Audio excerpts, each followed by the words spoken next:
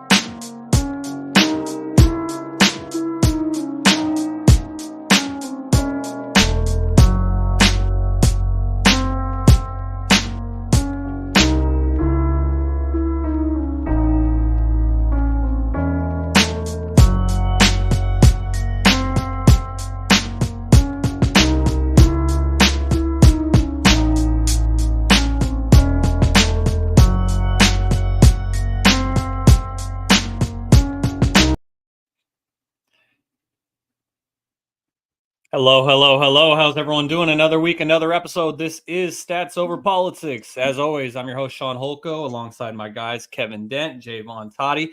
Our guy, Garry has to work tonight, so he won't be able to join us. However, as you guys like to say, the content goes on, and we got to get the content out to the people. And so, Kevin, how are we doing today?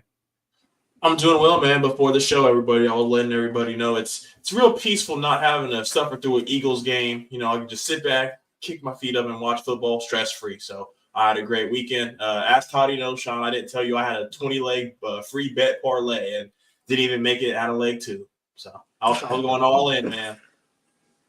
20 legs. That's probably the biggest parlay I've ever heard of in my life. How about you, Jaevon? I had a solid weekend. We didn't make any money, but we helped Brother Frank build his first parlay, football playoff parlay, that is, and he hit on Underdog Fans. He hit for like $120.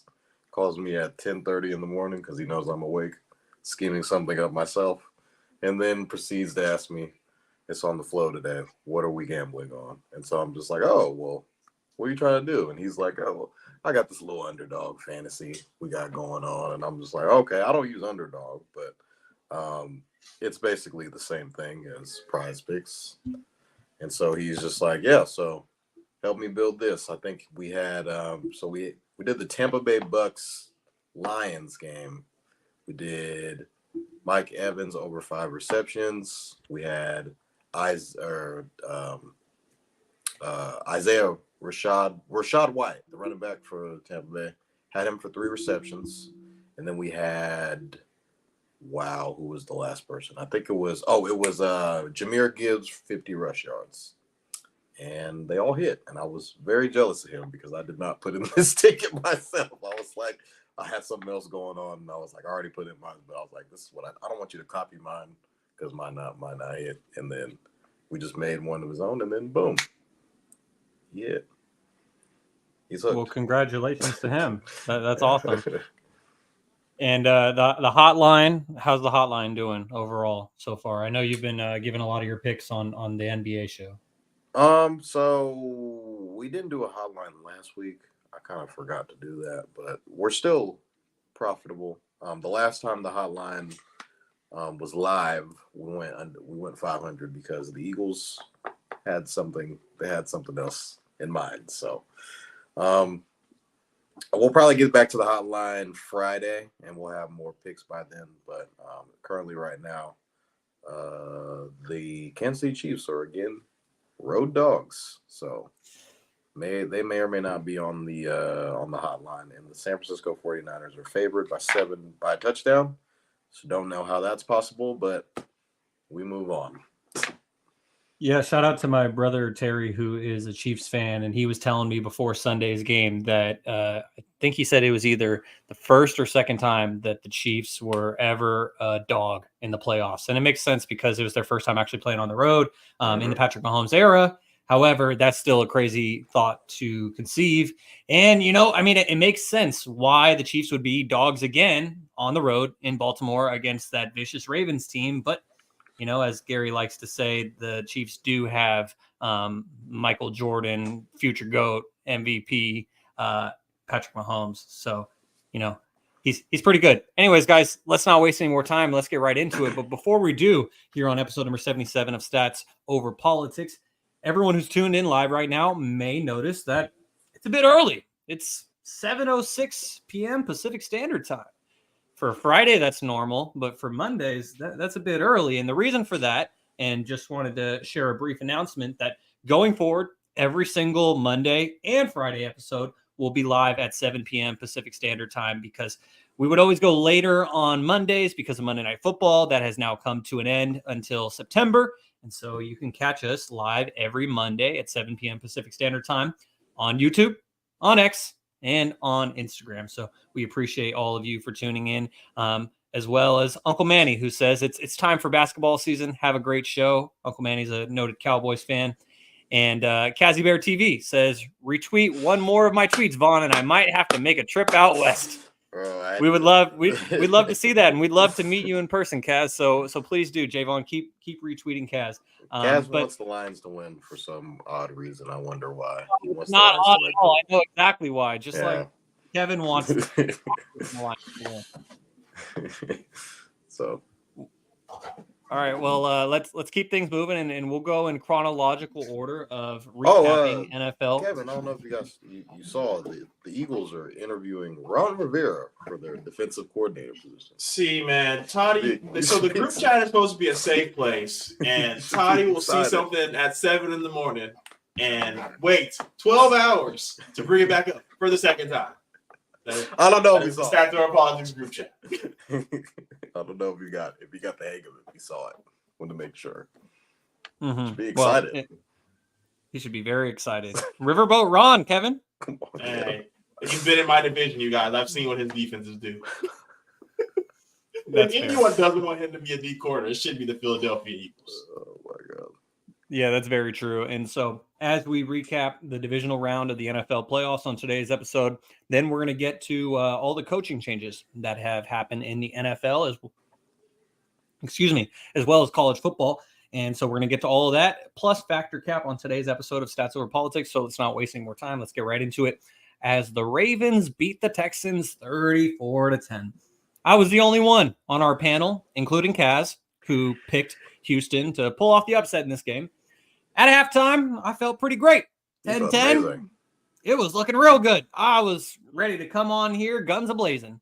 And then the Baltimore Ravens, they had themselves a second half where they scored 24 unanswered points, go on to win 34-10. And the number one seed in the AFC is moving on to host the AFC Championship game. So, Jaevon, you and I are obviously 49ers fans, and the Ravens took care of business on Christmas Day at Levi Stadium. How are you feeling about the Ravens' 34-10 victory against the Texans? I wouldn't say I was more shocked by the halftime score. It was more like, oh, wow, it's only 10-10. Lamar. I even tweeted out. I was like, why is Lamar playing like this? Like, is something going on? Is like the playoffs? He must have saw that tweet and was like, you know what, Vaughn? I got you the second half. Totally different team in the second half. Lamar accounted for 2 rushing touchdowns, 100 yards on the ground, and 2 touchdowns through the air. Seems like throwing the ball to Zay Flowers and Isaiah Likely. Isaiah Likely, particularly in the end zone, because he's been catching an abundance of touchdowns over these past couple of weeks. So take the over in yards and probably a touchdown this week on Isaiah Likely. Just keep an eye out for him. But CJ Stroud, kind of, the Ravens made him look like a rookie. And going back to the first time when they played earlier this year, the Ravens kind of did the exact same thing when he played in Baltimore. I think it was in like September, the last time that they played. That was one of the teams that kind of made him look very, regular. Like you're a rookie quarterback, so we're going to make you look like that. And for them not scoring an offensive touchdown kind of hurts too. The only touchdown they got was on special teams, the punt return that they had. So that could have been tide shifting for them. I thought them getting the touchdown, then going into halftime, coming out of halftime, they would have been able to get some momentum going. That would have been, their lightning in a bottle there. But they were 10-point dogs for a reason. And the Ravens kind of came out, put belt to ass, and they're moving on to the next round. So this is Lamar. I think this is definitely Lamar Jackson's first AFC Championship game. I think this is the Ravens' first time hosting an AFC Championship game. I could be wrong about that, and probably quite some time, I would say. Since the 2012 season when they went to the Super Bowl and defeated the 49ers there. I know that they had to go on the road. That whole playoffs, they were on the road. Flacco's on the road for that. Yeah, they went on the road to New England in that playoff run, but this is actually their first appearance in the AFC title game since that 2012 season. So It's been 11 years. M&T Bank. So it's going to be very interesting. This is probably going to be the best game of the weekend. It's the first game this Sunday. Mahomes and Lamar, who you can't ask for a better matchup. Those are two of the top quarterbacks in the NFL right now. And one of them's going to win. And both of them have MVPs under their belts already. One of them's going to win the second one. I think Mahomes has two already, too. So both of them have two MVPs under their belt. It's going to be, what more can you ask for? This is what, this is how, quarterbacks make their money. This is where they get paid the big bucks in big games like these. So couldn't ask for a better matchup. Well, Kevin, what did you think of this matchup between the Ravens and the Texans before we get to the AFC Championship game, which is coming up? In the beginning, I was on the hook. I was all on the Texas train. I wanted to see him just go out there and shock the world, because no one thought they would get to this point as it is. So there are arguably, but last week and before, now that they're eliminated, we're the best story in the playoffs. Had the number 2 picks. Now you're playing the second round of the playoffs. Why not? Go be a Cinderella story and go do it. And for the first half, I said, you know what? There might be a chance. Oh, man. Yeah. But it was – even in the Ravens played like shit in the first half, so did the Texans. They were getting offsides penalties left and right. I think in the first half, there was 3 offsides back to back to back, and it was 3rd and 25. Yeah. So they really didn't give CJ a chance. And like Toddy said, the Ravens made him look like a rookie, and the Ravens have been arguably the best defense in the NFL all season. So they come out and they're showing it. Everyone had the question, are they going to come out slow because they had the week off, A, B, C, and D, but they came out jumping. And I am such a big Kyle Hamilton fan, and I'm excited to see what they do. And I think the Ravens are going to be able to shock some people. And I don't really want to say it's going to be an upset next week, but the Chiefs are the lower seed, so by law it will be the upset. But I think Patty's going to put it into this Lamar run, unfortunately. I can't bet against Patty anymore. I did it last week, and he came back and got me. Yeah, he came back and got me as well. And as our guy Kaz says on YouTube, he says, I didn't pick Houston, did I? No, you did not, Kaz. I was the only one on Texans Islands. And he says, I was 4 for 4 like Wendy's, baby, on all the picks. Yes, congratulations, Kaz. And as Kaz noted, Ravens D ain't playing no more games this year and for years to come. As well as Smooth says, bang, bang, the beat goes on. We'll get to that next. But yeah, I was hopeful. I was optimistic. I thought it was definitely unlikely that the Texans would upset the Ravens. But, I had faith in Coleridge Bernard, as Kevin likes to say. And, on to next season for CJ Stroud. The Ohio State Fund now. I don't know if you guys saw that. He's the newfound sponsor, Coleridge Bernard. Yep. He's ready to change the next generation of Ohio State quarterbacks. I guess so. Yeah, and there's a pretty good one who's now coming to Columbus. Certified booster now. Certified booster. So shout out to CJ for doing that. Now moving on to the other game that was played on Saturday is the 49ers beating the Packers 24-21 in the NFC Divisional Round. Man, this game had me worried. I will just start off by saying that. Jaevon, as the other 49ers fan on the panel, take me through the emotions that you felt during the course of this game, and ultimately, what did you think of the result? Shout out to Cousin James. He's actually at this game and got to meet Dr. Disrespect as he posted a picture in the Stats Over Politics group chat that we always mention. That's another story for another day. Getting on to the game. So the Packers, they come out. They're playing with house money basically the entire game. They're the youngest team in the playoffs. Jordan Love's first year starting. They just come off beating the Cowboys as, heavy underdogs, as I did cash in on them.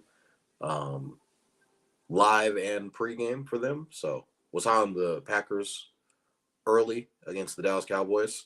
And then for them to kind of come into more of a wet Santa Clara, usually the West Coast playoff games, there's not really a weather element to it. But Niners did not play good for 95% of this game. I'd say up until you kind of just look at all of Brock didn't have any turnovers, but he was missing throws left and right. Debo obviously gets hurt. The defense is not getting any type of pressure on Jordan Love. But they did force 2 turnovers. So I feel like that was definitely the difference in the game. Jordan Love was making, pretty insane throws all day and night. I thought Matt LaFleur he had the better coaching scheme, if that makes sense. I thought he got the best of Kyle Shanahan this game. The defense for Green Bay played sneakily, very, very solid. Could have had, 2 interceptions. Could have had an interception early that was dropped. I thought Aaron Jones looked like prime Adrian Peterson, the way that he was averaging. I think he averaged like 6 yards a carry. He had because he was hurt the majority of the year, and he had a 5-game streak of 100 yards plus. I thought that was very interesting. So the run game was going for Green Bay pretty much the entire game, which kind of opened up the passing offense. And, the Packers were hunting Ambry Thomas as much as they could throughout the entire game, getting multiple pass interference penalties that, flipped the sides of the field, which put them in red zone, a ton of red zone opportunities. But I felt like where the Niners defense really stepped up was in the red zone. I think they only allowed 1 touchdown throughout the red zone, if I'm not mistaken, mainly forcing field goals. So the defense was strangely keeping us in the game, although they were giving up a ton of yards. But they weren't giving up touchdowns, so they were definitely keeping us in the game at all times. There was just a point in time in the game where we end up punting the ball. I think it was third. This is definitely in the fourth quarter. We end up punting the ball back to Green Bay. Green Bay gets the ball, and Aaron Jones has like the 60-yard run all the way down the sideline. That's where I was like, okay, we're down 14? We're down like 4. We're down 21-17. So yeah, we're down 21-17 at the time. I thought it was over at that point. Yeah. Like there was like 9.5 minutes left, and he breaks off that run. I thought it was over. Minutes, yeah, it seemed like it was over. The defense somehow forces a 4th down, and they're in field goal range. So I'm like, okay, they kick field goal. We'll be down 7. So if we score a touchdown, then we'll end up tying the game. The kicker shanks it left, and I'm like, I think all Niner fans across the entire stadium, the country, wherever it was, all Niner fans kind of perked up like, hold on now. You telling me there's a chance? We're like midfield kind of. Purdy hasn't been playing well, had a glove on throughout the game, and I was like, what the fuck is that? And then he ends up taking the glove off. I don't know if you saw, there was a shot of him like wiping his hand like on a drop back. Like he's dropping mid-play and wipes his hand on his towel mid drop back. So the weather was I guess it weirdly affected him, but it really shouldn't have. It definitely didn't have any effect on Jordan Love. But he did end up throwing 2 picks. But that last drive for Brock Purdy was huge because the entire game didn't play well. I didn't think Kyle Shanahan was calling a great game for him. Debo Samuel's out, so we're trying to run plays with Jawan Jennings, which was very strange and never seen that before. I thought we should have gotten Brandon Ayuk a lot more involved. He had a huge catch on the final drive. George Kittle should have got a lot more targets. We kind of need him for pass pro a little bit. towards the end of the game. McCaffrey did what McCaffrey does. And then, great teams find out to win, whether that's, blowing teams out or they got to win ugly. And the Niners ended up winning as ugly as possible because we had the lead for a short period of time.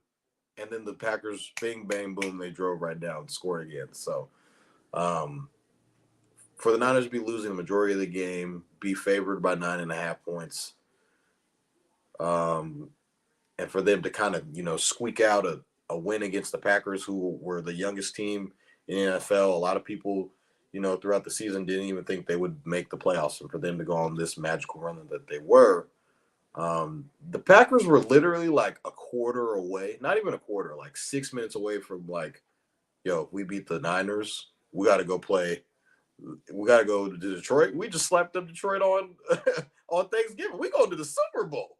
So there was like a period in time where Packers fans were like, all right, so like when you got a parlay going and you start counting the money that you start counting the money a little bit too early before the last leg cashes, and then something goes wrong and everything kind of just falls apart and shits itself. That's kind of what happened with the Packers. I feel like they started counting their money a little bit too early before the game was over. And then, next thing you know, bing, bang, boom, Brock leaves a 3-yard drive, goes like 6 for 7 for like 63 yards on that drive. And then, ultimately Chris McCaffrey seals off game-winning touchdown.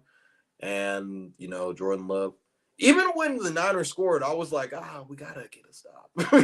Like we haven't consistently been able to get stops throughout the game. And I'm just like, okay, like we need a fumble, sack, interception. Jordan Love's already thrown one, by the way. And then what are the odds Dre Greenlaw comes up with the second interception and thought he was Deion Sanders for some weird reason. If he had the option, he probably would still be running right now, trying to score that touchdown. But, ultimately the Niners, like I said, great teams figure out a way to win, whether that's kind of, what we kind of gave shit for Kevin through those like 10, 11 weeks when they were winning all of those close games. And Kevin was like, y'all want us to lose so bad, but we're winning. We're winning. We're 10-1. We're figuring out ways to win. And, Kev would always come out and, have that all rosy back to Philly. I'm empathizing you. I'm empathizing. I'm telling you, this is kind of how I'm going through what you went through basically the entire season up until we're not used to this, Kevin. We usually win games handily. Yeah, we're not used to winning these games close. It's fucking sickening. It's a compliment. It's a compliment, believe it or not. But I think you gotta backhanded compliment like a motherfucker. You gotta give props to Brock Purdy because he played like pretty much like shit the entire game, other than the George Kittle throw. But that last drive was really telling. And if he can just not play like that the entire game and do what he did on the last drive, I feel like next week we're gonna look like more than ourselves. I don't think this was more rust, if anything. I think it was more like we didn't play good. The scheme was kind of jacked up when Debo went out, and the Niners kind of scrambled to figure out a way to pull out a playoff victory. So we're playing again next week, guys. So stay tuned in for that. We're the primetime game. I think we're probably on Fox. So you guys will be watching, as the whole world will be. Yeah, my favorite thing about Dre Greenlaw's second interception is when you see that photo of John Lynch in the background, and John Lynch is going, "Get down, get down." And like John Lynch was one of thousands of people in that stadium all screaming, "Get down." But Dre didn't care. He wanted his pick six.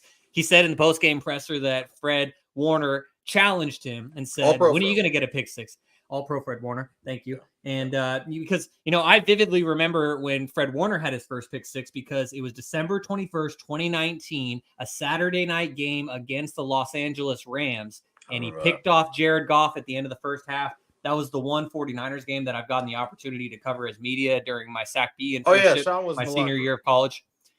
it was a great experience. I would often say that. But anyways, so I will always remember Fred Warner's first pick six because of that being the game that I got to cover. But anyways, Dre was trying to get that, and I just loved what I saw from Dre in this game. Really, just stepping up when we needed him to the most. And you mentioned the Aaron Jones run. Our guy Kaz says on YouTube, Aaron Jones was on a tear. And as I said to you, Jaevon, while you were speaking, that I thought the game was over when Aaron Jones broke away for that run because, like you said, Packers already up 4. I'm thinking to myself, okay, the only way that we stay in this game and even have a chance is if we hold them to a field goal. They ultimately did. Carlson missed the field goal, and the 49ers go from just trying to tie the game to win the game. And before that even happened, they had to stop them from scoring a touchdown because if they go up by it'd be 28-17, the game's over. The game is over at that point. A 2-possession game with like 5 minutes to go. But thankfully, it all happened the way that it did.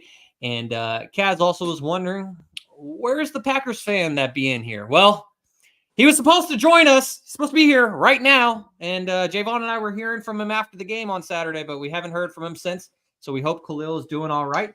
And we will likely see him in the YouTube chat again very soon. Everybody can't face the music. No, I guess not. We respect you and Kaz even more for being able to do that, Kevin. And not to say that Khalil can't. It's just we haven't heard from him, so we don't know what's going on. We hope you're okay, Khalil. It was Junior. Haven't heard. Junior definitely picked he had different opinions. Yeah, and so what Jaevon is alluding to there for our audio-only listeners is a comment from Smooth, a.k.a. Kevin Dent Sr. on YouTube, and he says, how many of you guys picked the Niners? I know one person who had doubt. I also know one person. So, hey, one person, can you tell us why the 49ers were ultimately able to beat the Packers in this game? Because as you said yourself in the infamous group chat, it has been proven the Pack is not back. The Pack is not back. I was lied to. I was sold dreams and promises. But Tony came out here and said all the positive. But I'm going to tell you the real that a Niner fan is not going to admit. Brock Purdy looks like shit. He threw 4 picks that should have been caught. Those 4 picks happened. This game is a massacre. So let's not sit here and Tony said he played bad. He played really bad. I'm talking about throw it right here. Darnell Savage said, "Oh shit." That's why he played defense. Just dropping the ball, man. And everyone's asking me how I'm feeling. That whole game, I'm like, it's gonna happen. I'm telling everybody all day. Kev, what you got going on after the game? I said I'm booking these ATVs for the Niners and the Eagles after the game. They're on their way to Cancun all day. I'm like, they're coming right next to us. I got us some cabanas, some margaritas. We sit here nice and pretty, waiting to real quickly guys at the front door. Real quickly, Kevin, I just wanted to interject to say, even the Eagles lost the Cancun Bowl this weekend. I saw on Twitter, Cowboys won 31-27 in the Cancun Bowl. Go ahead, Kevin, continue. So for those out there that are saying, what is the Cancun Bowl? I couldn't tell you.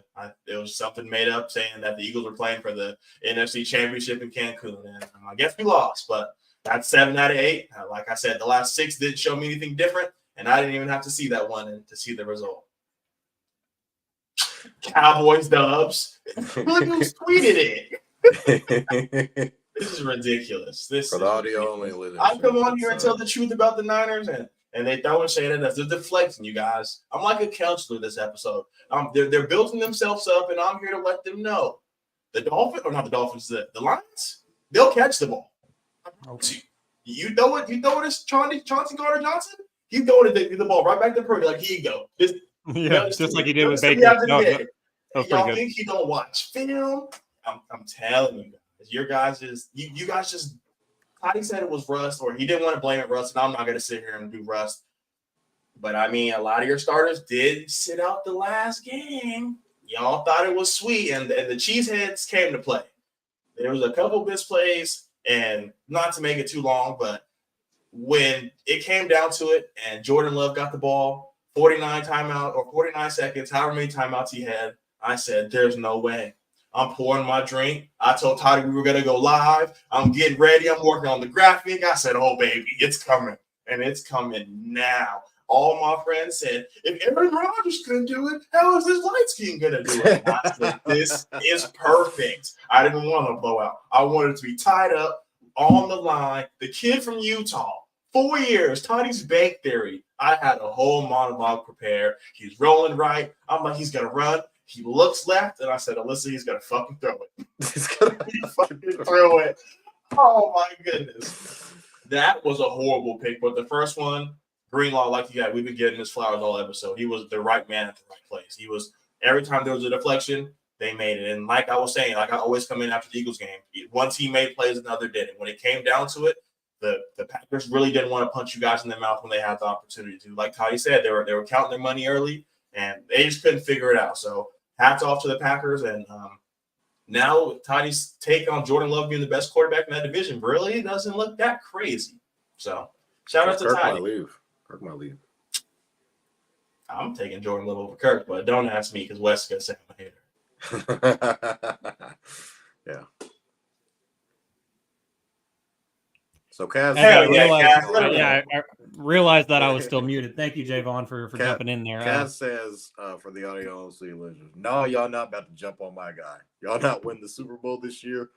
Y'all think you're so damn cute. You ain't. So, and to follow up on that, Jaevon, I just want to say that Kaz also said to me directly in on TikTok, which Jaevon doesn't have an account still. We're still working on that. But Kaz said to me on TikTok as I laughed at his coin flip video, he said, "Oh, y'all riding high. You're feeling good. You ain't going to win it all." And I screenshot that. I saved that. I'm going to wait to reveal that later on. But just know I got that receipt waiting. But did you want to respond to Kaz, Jaevon? I mean, the Niners have a field day against this quarterback that they're going to play against next week. His name is Jared Goff. Very familiar with his game. We used to play against him twice a year when he was here in L.A. Fred Warner knows him pretty well. Fred Warner knows him pretty well. So Nick Bosa knows him very well as well. But, this is a different team. The Lions are riding high. He's got the whole city behind him. Detroit, I fuck with a lot of Detroit comedians, their music they have out there. So I'm watching all of them post all their stuff on social media, and I'm just like, it's all coming to an end next week. So, this is the first time since 91. They won the division, going to the playoffs, all of that. And what better way than to get to the NFC Championship and lose? So I'm very excited for this game because I would have thought we would have been playing if you would have asked me before the playoffs started, we probably would have been playing the Cowboys, but playing the Lions is, this is what Dan Campbell's second year coaching. Third year, I think.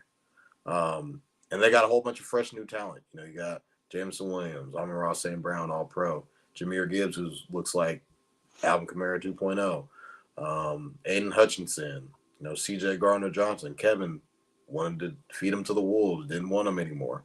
And now let's not act like he had a hell of a season. Again, he had a pick. But let's not act like he wanted top 3 safety money, and he wasn't a top 3 safety. He's making the pick you watch film. He's making plays in the playoffs, and that's what guys would love to see for their teams. So it's going to be a very interesting game. I think the Lions are going to put up a hell of a fight, and they're going to give the Niners their best shot because they think the Niners are at their low point. They think that they're wounded a little bit based off of this performance, and I wouldn't blame them because Niners didn't play particularly well, but still got the dub. And that's only for just setting up for the Niners to just come out swinging this Sunday in the NFC Championship game. Yeah, well, cousin Marcellus says, I had the crystal ball with my predictions. Give me my flowers while I'm here. So he sent me. Link lives on, and he also said, told y'all Josh Allen wasn't going to get it done. What did he say to you, Jaevon? So I forgot. I don't know why I forgot. I was going to post this in the group chat. So he sent me a clip when he was on the episode when we did the preseason picks. His preseason Super Bowl pick was Niners against the Ravens. And he screen recorded it and sent it to me. It was like, I got the script. I'm the guy. He's like, I'm in my crystal ball, and I was like, you see the future, like that's so Ravens. So he must have just seen the Super Bowl logo with the colors because that's what Khalil was on. That's the last thing that we heard from Khalil is he was just saying it's scripted, it's real. Look at the colors. So Marcellus, if you would have you should have sprinkled like $20 on that, and just put a little ticket in there. you'd be riding high right now. Shoulda, coulda, woulda. And you know that the 49ers winning is pretty significant because now I'm gonna make Cowboys y'all do that. fans are uniting Next in year Cancun. when we do like all of our preseason picks, I'm gonna be like, y'all got to put like at least sprinkle like $5-10 on it because the shit might fuck around and hit. So, or you'll end up like me and you'll pick the Jets to play the 49ers in the Super Bowl and it'll be over one weekend. That was me. 5 plays. Yeah. That was me. 4 plays. Yeah. It was rough.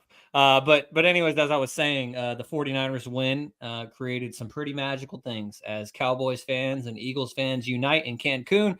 Uncle Manny says, way to keep it real, Kevin. And Kaz loved how you said Brock Purdy looked like shit. Smooth says, win in advance, that's all that matters. Survive in advance, baby. And Manny Anderson, former Sac State football player and friend of the pod, says, let's go Lions. Smooth says there are only 4 teams that can win the Super Bowl, and the Eagles aren't one of them. Facts. Wes said, Kev is always capping for the pod. Kirko is better than Love. Shake my head.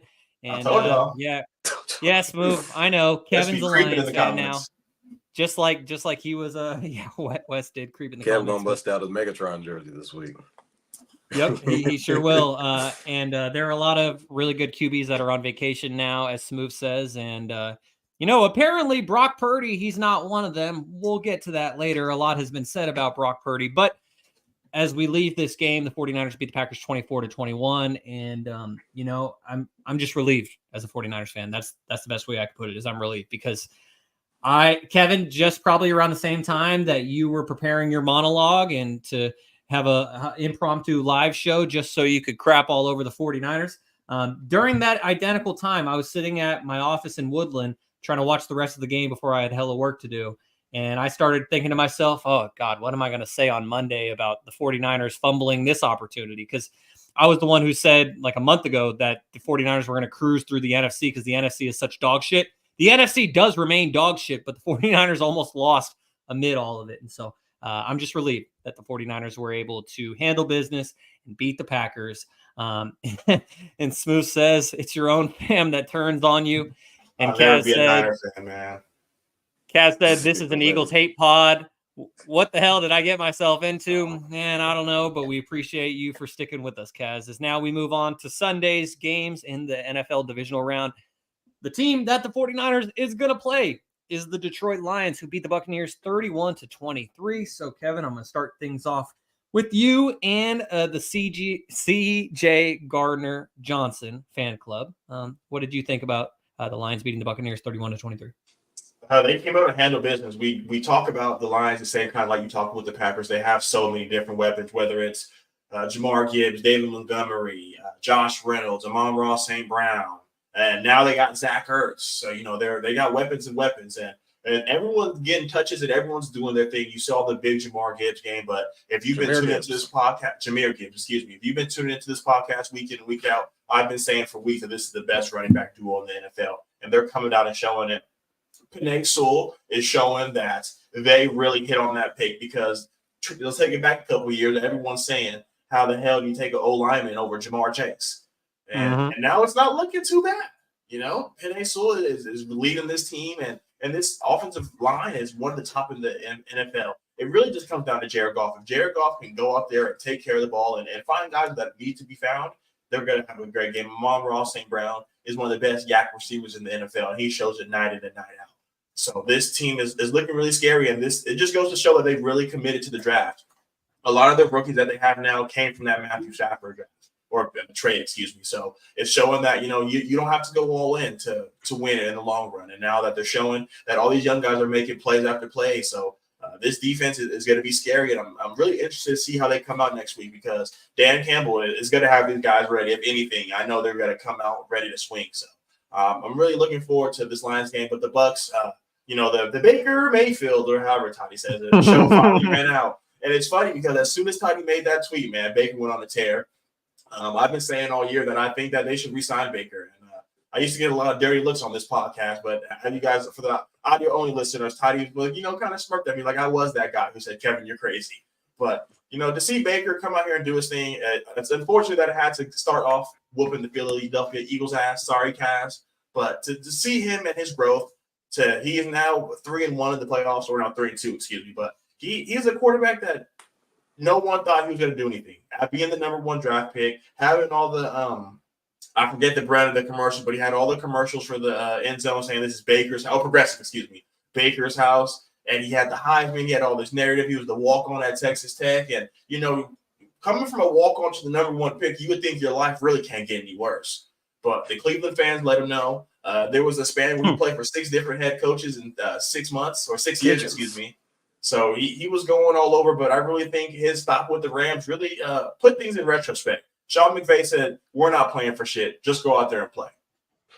And then he got the chance with Tampa this year, and he's showing that, we were talking about Chauncey Gardner-Johnson. He said if they had a better quarterback, this team would be a lot better. We had a factor cap at the beginning of the season if Mike Evans would even get 1,000 yards this year. That's how low we thought it fit. Shaun said Kyle Trask should start. So it was a really low point. I sure did. So for him to come out of the back end, they didn't win a Super Bowl, but this is a team that none of us thought were going to do anything. Toddy had enough faith in the Saints, and I had enough faith in the Panthers because of the quarterbacks. So Baker Mayfield, if anything, his redemption tour was a hell of a show, and I'm happy I was here to watch it. And like I said, it's unfortunate that it had to start off. We were the lead act, but I'm happy to say we didn't lose to a Super Bowl, because that would have been the last thing I needed to hear is Baker started his Super Bowl run against the Eagles. So looking forward to what the Bucs can do. I really hope Mike Evans can stay there, but if not, man, Philly is shopping.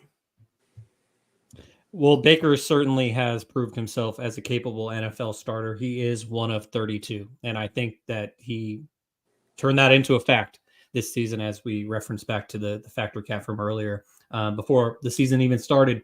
And my main takeaway when it comes to the Buccaneers and Baker Mayfield is that Baker walked into arguably one of the most difficult situations to take over as a starting quarterback of. Like, you're taking over Tom Brady's former team, the team that Tom Brady just showed up on and won a Super Bowl.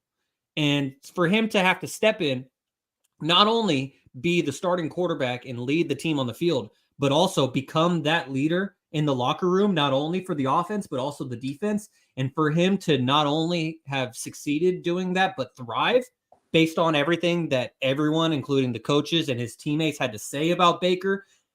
Props to him, man, because this could have gone either way. He could have fallen out of the NFL, or at least fallen to the bench a la Carson Wentz in LA, or he could have made the most of the opportunity like he has. And now he has solidified himself as the starter in Tampa Bay. So shout out to Baker Mayfield. Congratulations to him as the Buccaneers season comes to an end. The Lions will now be coming to Levi's Stadium, and we will give our picks for that game coming up in just a bit. But first, guys, he did. He sure did. And so now let's talk about the final game from the NFL Divisional Round this past weekend.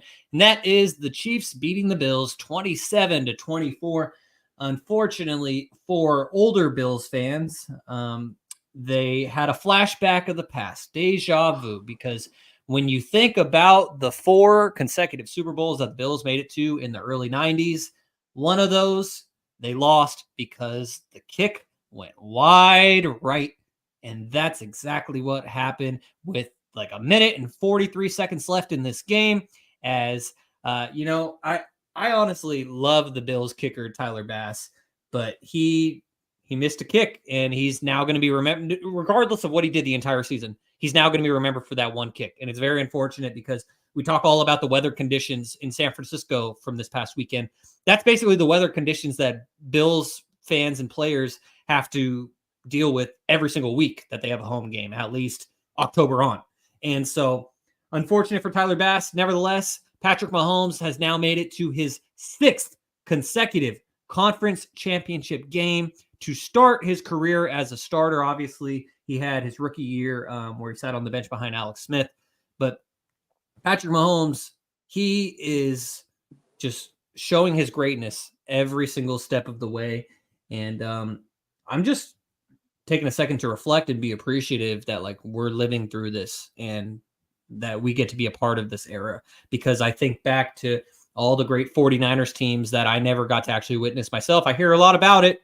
My mom always talks about the days of Joe Montana And then we got to see, like, basically as diligent spectators, we got to see the second half of Tom Brady's run. I, for one, wasn't really there for the first 3 Super Bowls, tentatively. But anyways, the Chiefs beat the Bills 27-24. Jaevon, what'd you see in this game? It was probably a game of the weekend. Besides the Niner game, I think this was the most anticipated game. Mahomes versus Josh Allen in the playoffs. What more can you ask for? Everyone always refers back to the 2021. I think it was the divisional game, the 13-second game, essentially. Gabe Davis scores 4 touchdowns, I think, in that game, and he scores the final touchdown for the Bills in regulation with 13 seconds left. And apparently that was not enough time. And ultimately the Chiefs drive down the field and, kick the field goal and force overtime, ultimately winning the game in overtime. This game, however, I think the KC only punted like once. So pretty much every time they had the ball, they were scoring drives. The Bills really didn't have an answer for Mahomes, who really doesn't show up on the box score. He only threw for 215, although he did throw for 2 touchdowns. But he was very efficient throughout the game, 17-23. Found that reconnection, that old flame, Travis Kelce. He had 61 yards and he had the 2 touchdowns, or 75 yards, and 2 touchdowns in that game. So, and then we saw, Rashee Rice making plays. Valdez-Scantling had 2 huge catches. Guys that really didn't show up for the entirety of the season were making plays. And then, as Brother Frank likes to call him, Isaiah Pacal. We're going to start calling him Pacal because I was like, who the fuck is – I was like, who the hell is Isaiah Pacal? Because we built him after he won, he was like, we got to dive back in. We got to build another one. Who's this? I was like, okay, I told him to take Pacheco for rush yards. And he was like, yeah, we're going to do Pacal yards. So I was like, wait, who? He was like, and I was like, no. That's not how you say it. So Pacal rushed for 97 yards, almost 100 yards, as I predicted. I thought he would be a key focal point for them.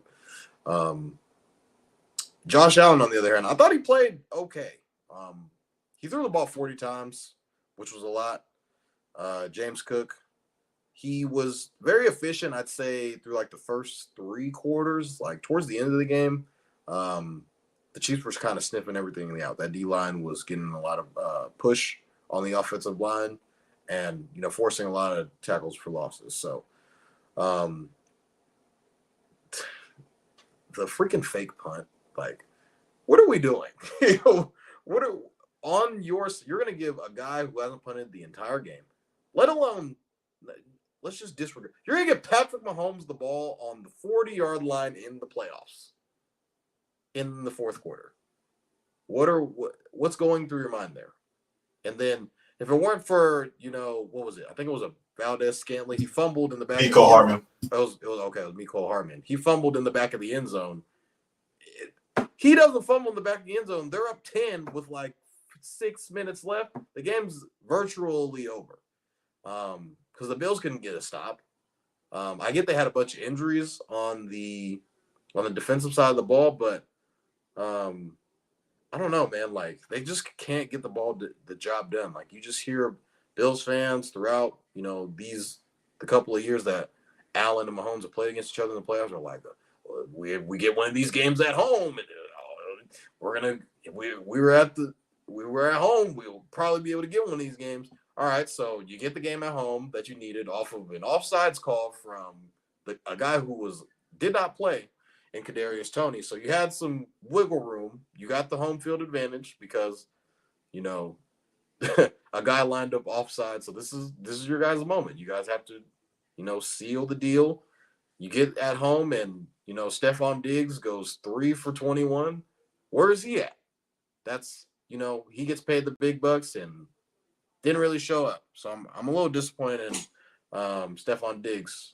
Now, let alone, I thought he played pretty well last week, but, kind of leading up to the close of the season, he didn't play well down that stretch. So Josh Allen was running around everywhere. He had 72 yards rushing. I think he had 2 touchdowns on the ground too. So, 2 rushing touchdowns. So, kind of went back and forth with our guy Kenny Caraway on X last night. Apparently he talked about it on the show. Shout out to him. But he was talking about Brock Purdy versus Josh Allen and saying that Brock Purdy was better than Josh Allen. And I was like, hold on now. I said, hey, let's not get this misconstrued here. This is a diehard, lifelong 49er fan talking. But if the Niners had a chance to get Josh Allen, they would not hesitate. Stats over politics. We'll get to that a little bit later on. Kevin knows, but stats over politics. We'll get to that. Go ahead, Jaevon. But I don't think they lost because of Josh Allen. Josh Allen he put the team on his back and did everything that he could. They kind of just came up short. So you could argue the defense didn't really get timely stops. You could argue some questionable calls, but they kind of canceled each other out at the same time too. So I just think, maybe they need a little bit more from their defensive side of the ball. Injuries did play a huge part in this, but Bills just come up short again. The Chiefs just got their number, man. And that's at the end of the day, it's Patrick Mahomes. And he's 6 for 6. He's played in the league 6 years. He's been in the AFC Championship 6 times. So I guess it's just Mahomes' world, and we're all living in it. But Mahomes was a better quarterback and made sure his team advanced. As Big Kevin would say, survive and advance. And that's kind of what you got to do in the playoffs. And Chiefs are going to be playing for another AFC Championship this Sunday. Well, Kevin, what do you think about the legend that is Patrick Mahomes and the Chiefs making it to their 6th consecutive conference championship game? You're muted still. The Chiefs, man. Well, what do we say? Garry came out here and said they were going to be the scariest team in the AFC, and by far have they been the scariest team. There has not been an AFC championship since 2011 that did not feature Tom Brady or Patrick Mahomes, which is crazy. The last AFC championship game we saw without them was Ben Roethlisberger and Mark Sanchez. Yes, ladies and gentlemen, Ben Roethlisberger and Mark Sanchez. That's how long it's been since we've seen another team in an AFC championship or another quarterback. Tom Brady and Patrick Mahomes have a lot of similarities, and at the end of the game, when you need someone to go down there and win the game, Patrick Mahomes is going to do that. But Toddy showed a lot of Patrick Mahomes love, and I'm just going to kind of let that rock. I wanted to come on here and really say that the Bills lost that game. I think the Bills should have won that game outright. Toddy mentioned Stephon Diggs. He has been bad this season. It's been a while since he had a 100-yard game. It's been a couple months since he had a touchdown. All offseason you hear, or not all offseason, but Trayvon Diggs is coming in saying Stephon Diggs made Josh Allen. But when it comes down to it and you need someone to step up, it's never Stephon Diggs. It's always Josh Allen. Josh Allen missing Shaker in the end zone. I get it. He had 600 pounds in front of him. But Patrick Mahomes steps up and makes that pass. Stephon Diggs had an opportunity, 65-yard catch to essentially put this game to bed right through his arms. Josh Allen is doing everything. I think the Bills really went away from everything in the second half and said, Josh Allen, you're going to be the reason we win or lose this game. 2 rushing touchdowns. He didn't really throw it through the air a lot, but he had a lot of drops. So it's just really hard to sit here and blame Josh Allen, but he's 0-4 against Patrick Mahomes and Joe Burrow, and he's 5-1 against everybody else. Those playoff wins is 2020 Phillip Rivers, 2020 Lamar Jackson when he left the third quarter with a concussion, 2021 Mac Jones, 2022 Skylar Thompson, 2023 Mac Jones, Rudy. And oh my God, so names. It's hard to come in here and blame them, but when that's your winning record and you can't beat 2 guys, it's crazy to say. But I have another crazy Josh Allen stat, but it's more of a Bill stat. Every team that's beaten Josh Allen in the playoffs lost their last game. So 2022, Bengals lost to Kansas City. 2021, Chiefs lose to the Bengals. 2020, Chiefs losing the Super Bowl to the Bucks. 2019, the Texans lose to the Chiefs. So you're asking me, 2023, Chiefs lose to the Ravens. Or the Chiefs lose to the 49ers in the Super Bowl, because the one thing about the next game after they beat directly the next game. Okay, yeah. I thought you were the year of the Super Bowl, they went to the AFC Championship. That's why that was the only one Super Bowl. So literally the next game after the team that beats Josh Allen loses. Well, Jaevon, do you know a team that their opponents end up losing every single time after playing them? There is a team in the NFL that's happened with. I don't know. Oh, Just jog my come memory. on, Jaevon. So this season, every team that the 49ers played, that team lost the next week. Doesn't matter who they played the week after. Doesn't matter if the 49ers beat them or not, aka the Browns, the Vikings, and the Bengals. 49ers may not have won those 3 games, but those teams all lost the next week after playing the 49ers. And, I mean, we saw it happen with the Eagles as well. And the 49ers kind of laid out the blueprint. And, oh, my God, Kevin, all roads lead back to Philadelphia. But, you think we still be playing as much as we talk about the Eagles? Who? Now it's who? Kaz, come on, man. Call these dudes on the receipts, Kaz. I need you. Yeah. Oh, wait, Kevin, you said who's not playing? AJ Brown and the Eagles? Well, to say AJ Brown didn't play in the playoffs anyways. Yeah. Oh, yeah. He didn't play. Yeah, he didn't play all weekend. He didn't play Monday night. He didn't play at all. And so there you go. But anyways, I just wanted to mention a couple other stats before we move on from this game. As I mentioned, it's the 6th straight conference game appearance for the Chiefs, which is the second longest streak all time. As we know, the previous 5 were in Kansas City. The only team and the only player with a longer streak of most consecutive seasons reaching a conference championship game is Tom Brady, who did it from 2011 to 2018. And also, Patrick Mahomes just surpassed Raiders great Ken Stabler, who did it from 1973 to 1977.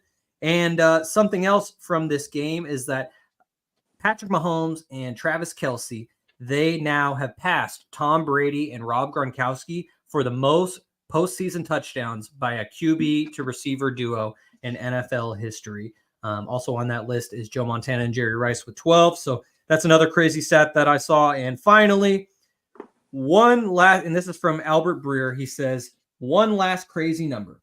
Patrick Mahomes is now tied for 7th all-time with 13 playoff wins. He has as many as Brett Favre, Ben Roethlisberger, and Roger Staubach, and more than Aaron Rodgers.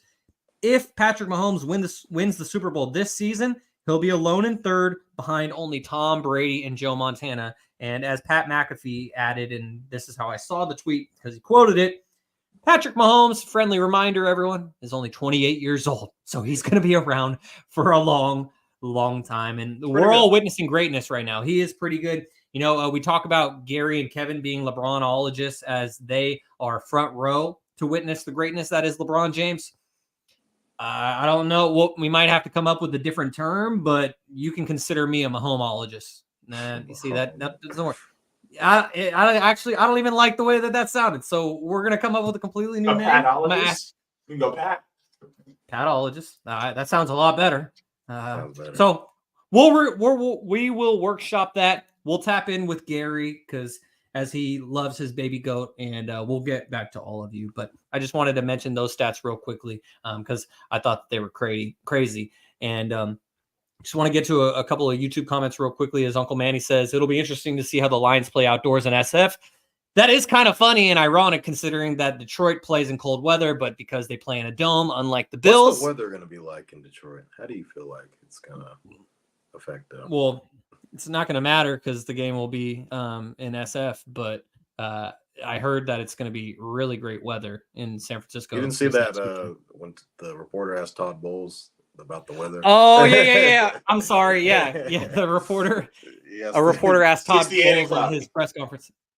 It's 68 and cloudy in SF this upcoming week, so that's going to be beautiful conditions for Brock Purdy. But as Jaevon was referencing, and totally just flew by me there, but I completely understand the reference now, is that Todd Bowles leading up to the game, he had a press conference, and there was a Tampa Bay-based reporter who said, how do you think the weather in Detroit is going to factor into the game? Not realizing or thinking the fact that Detroit hasn't played outdoors in like 60 years. Yeah.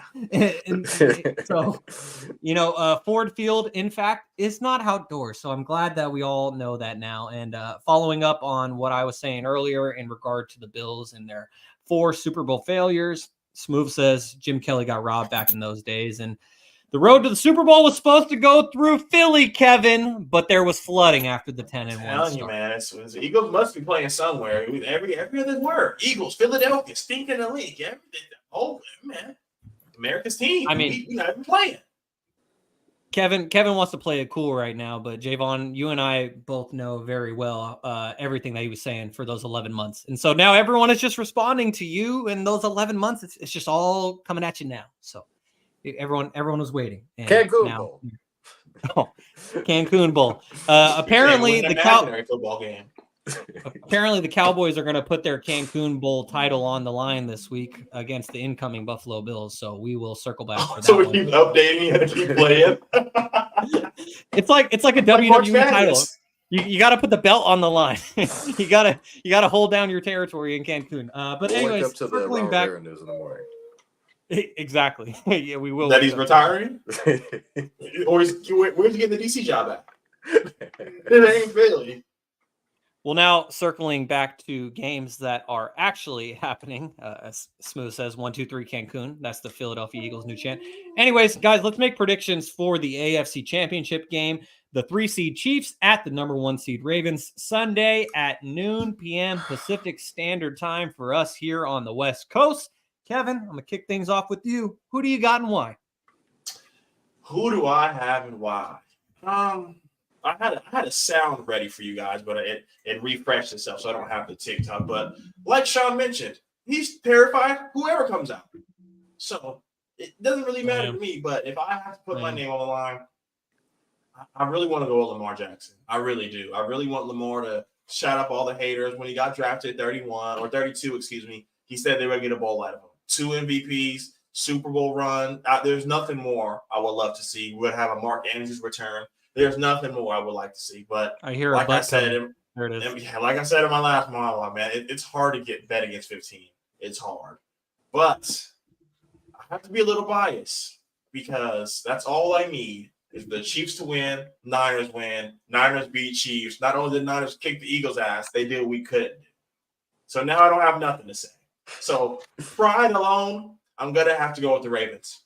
I think the every team that beats Josh Allen loses. I think that streak continues. This team has been playing phenomenal. This defense, I mentioned it when we talked about the Texas game, has been coming out to play night in and night out. They got Pro Bowls everywhere. Marlon Humphrey didn't even play last game, so he'll be coming back off a week's rest. I'm really excited to see what they do. And I just – it's hard to bet against the Chiefs, but when you look at what they've done this year offensively, it's probably the smart bet.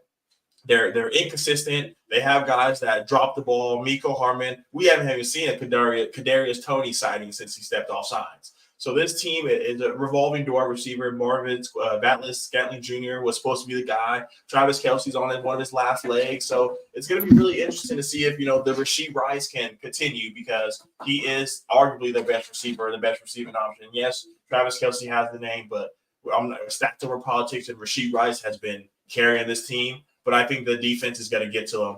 And yes, this is the best defense Patrick Mahomes has had. But like I said, I will not be able to sleep at night if the Niners eventually beat the Chiefs. So because of that, I'm going to have to go with the Ravens. So let's go. Ravens all the way, baby. All right, Jaevon. No matter who wins the 49ers, if they win, that's an if. I'm not saying it's a lock, but if the 49ers win, they will play a team that they lost in the Super Bowl against no matter what. It's either going to be a rematch of 2012 or a rematch of 2020, all assuming that the 49ers get the job done in the NFC. All of that said, who do you got winning the AFC Championship, Jaevon?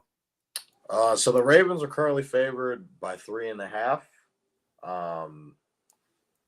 Mahomes is undefeated against the spread when he's a dog in the playoffs.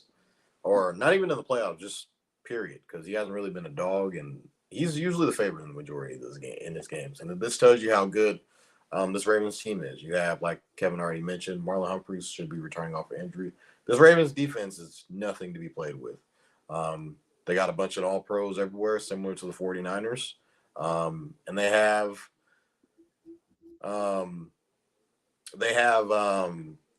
just abundance of weapons on offense. And that's kind of something that I, Kevin, and even Marcellus were saying in the beginning of the year. This is the best team offense that Lamar has ever had. And, going back to when he was drafted, he was with Deion Sanders at his, his presence, his little post-game interview or post-draft interview.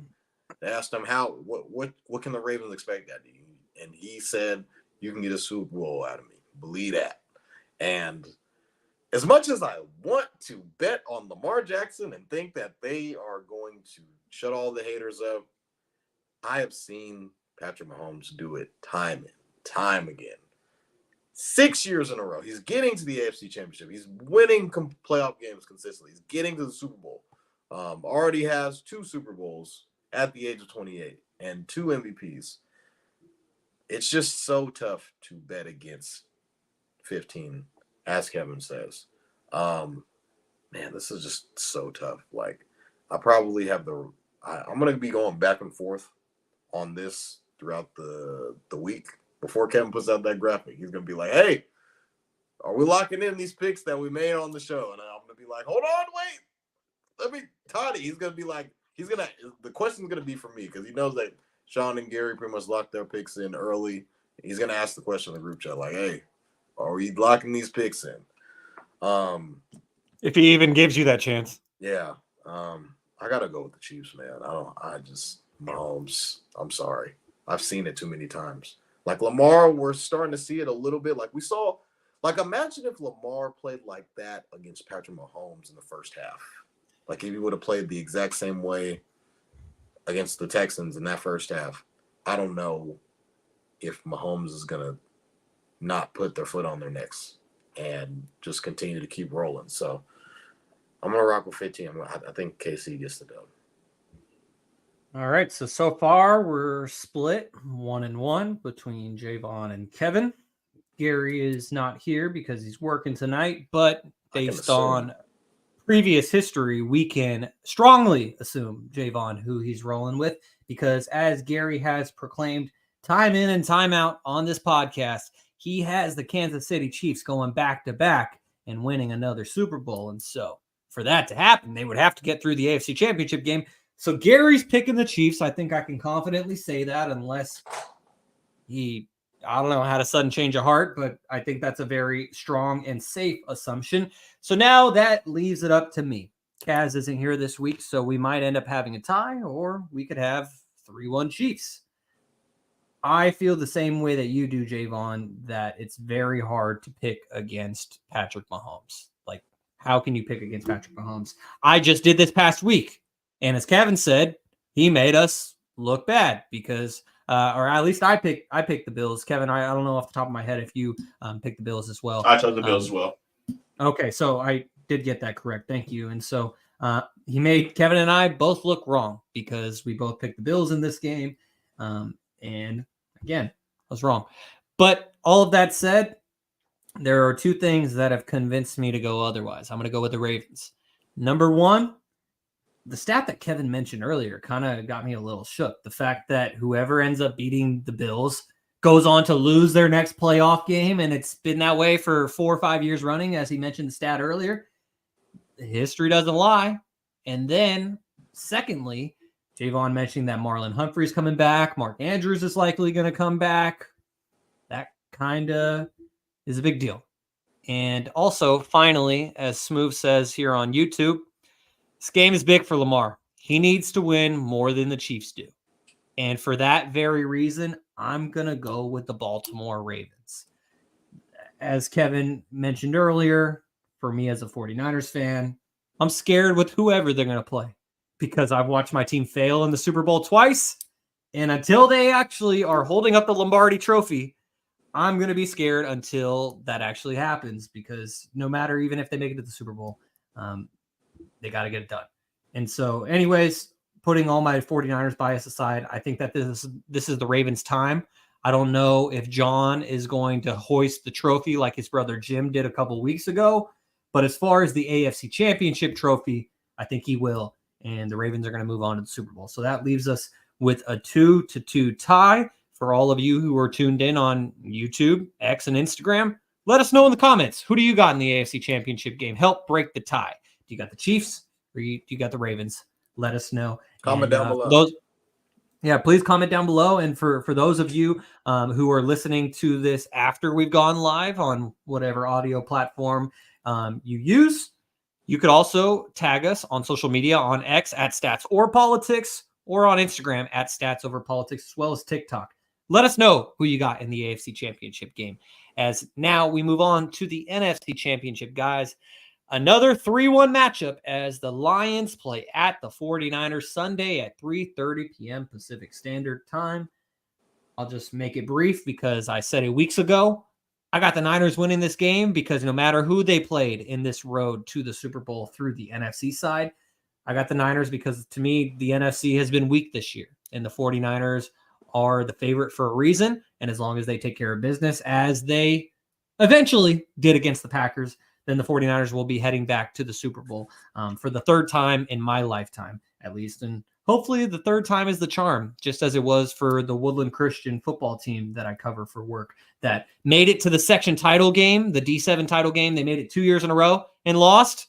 Well, they got it done this year, and I hope that the third time is the charm for the 49ers as well, because apparently if you do a little research into that Super Bowl logo color scheme theory, not only does it have the 49ers and Ravens matching up with the red and purple teams going against each other, but I can't remember the guy's name, saw it on Instagram today, but there was this one guy who said, if you look at it, the team with the color on the bottom is the team that ultimately ended up winning. It was the Buccaneers, and then it was the Rams, and then it was the Chiefs. Now, the purple is on the bottom of the Super Bowl 58 logo, so that would indicate that the Ravens are going to win it all. I hope that it's wrong. Anyways, Jaevon, I feel like we all know where you're going to pick as well, so let's hear it. Who you got in the NFC Championship game? Insert the Shrek gift that I always post in the group chat right here. Oh, I got you. Yeah, man, this is survive in advance, right? We're here. We're at the NFC Championship. It wasn't pretty, but we're here nevertheless. And I think this will be a great bounce back game for Brock Purdy. There should be no weather inclination that should hinder the Niners in any type of shape or form. Shanahan came out and said, Schefter came out and said earlier today that there's a 50-50 chance that Debo's going to play. Shanahan came out and said a little bit later than that. We'll kind of have to see where Debo's at. His status will be, a little bit more clearer Wednesday. But it's looking like he's probably going to play. If I had to bet my money on it, I think Debo is probably going to play this weekend. Look, I don't think the secondary is as strong as people give them credit for in the Lions. I think they have a great D-line. Aiden Hutchinson's going to try and, apply a bunch of pressure on Brock Purdy. I saw in the Lions-Bucks game, that they weren't really getting a ton of pressure on Baker, but they were generating a lot of sacks from like corner blitzes and things of that nature. So Brock Purdy is the best quarterback in the league against the blitz. So I don't think blitzing him is going to be a smart idea for Aaron Glenn. I do think the Lions offense is going to score points. Jahmyr Gibbs and, Amon-Ra All-Pro Amon-Ra St. Brown, got to respect him. And Sam Laporta, guys like that, they're going to, they got a bunch of playmakers on the offensive side of the ball. It's going to be very key for the Niners to get pressure on Jared Goff, as they have done in years past. This offensive line for Detroit has been outstanding. Jared Goff has been able to sit back in the pocket, bake some cookies, watch some TV, and, scroll on Instagram in the pocket throughout these playoffs. So I think it's going to be imperative that the Niners get pressure on Jared Goff early in the game to kind of set the tone, and also to be able to generate turnovers, because we haven't really seen Jared Goff turn the ball over this playoffs as much. So Niners have showed in obviously the Green Bay Packer game that they were able to turn the ball over. And I feel like that's going to be the key to success in this game as well. Be able to force Jared Goff into uncomfortable positions and turn the ball over. Christian McCaffrey is going to have to be able to get going. I think we need to get Brandon Ayuk, all-pro Brandon Ayuk, involved a little bit more. George Kittle is going to be a part of the offense. And as Shaun shows the Shrek meme that I always post, I am notorious for showing this. I was sending this to Khalil Bunch, my little cousin Momo, who's a huge Packer fan, and to our guy Cass. I send that gift to him a shit ton of times, so he's very, very familiar. Yes, that is Cass in the Niners jersey. However, I just think that those are kind of the keys to the game. Brock Purdy's going to have to not turn the ball over as he didn't do in this previous game, but I think we're going to see a different Brock, the Brock that we all known and loved throughout the regular season, and I think the Niners get the dub. Not sure if they cover the spread, which is 7 points, which is a touchdown right now. I might feel a little bit better based on the Debo news a little bit later in the week, but I do think the Niners get the victory here and advance to the Super Bowl. All right, Kevin, who do you got in this one? Are you going to be politicking, or are you going to pick who you know is going to win? So, who does Kevin have to win the NFC Championship? So, we all have iPhones, right? iPods didn't even exist last time the Lions were in the NFC Championship. Text messages were not invented. Jared Goff, Amon-Ra St. Brown, Jahmyr Gibbs, Sam Laporta weren't even born yet. Amazon, Google, MySpace, Facebook didn't even exist. The BlackBerry was 8 years into the making. No Xbox, no PlayStation. The last time the Lions won the NFC Championship, you know who was relevant? The fucking Cowboys. So who do I have winning this game? The motherfucking Detroit Lions. Why do I have the Detroit Lions winning this game? I mentioned it. They have weapons on weapons on weapons. Sam Laporta, Amon-Ra St. Brown, David Montgomery, Jahmyr Gibbs, Sam Laporta, and now Zach Ertz.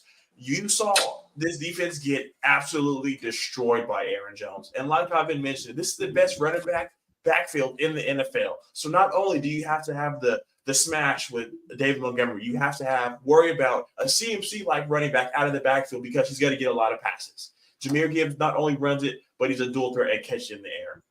Jared Goff he's played against Niners. And let me tell you his stats. 9 games, 1,918 yards, 17 touchdowns to 9 interceptions. So it's looking good, and this offense has been playing well in the playoffs. Put 31 points up against the Bucs, 24 against the Rams, and Ben Johnson is up for head coaching opportunities for a reason because he has been putting an expedition on for play calling, and it's got to continue this, and they're the underdog story. They are the best team, the best story in the playoffs. So why would I pick the Niners? After what I just saw Brock Purdy do, I can tell you this. The Lions will catch the ball. So Brock, don't wear the glove. I hope there's not a sprinkle in the sky because you know who's coming back to the Bay?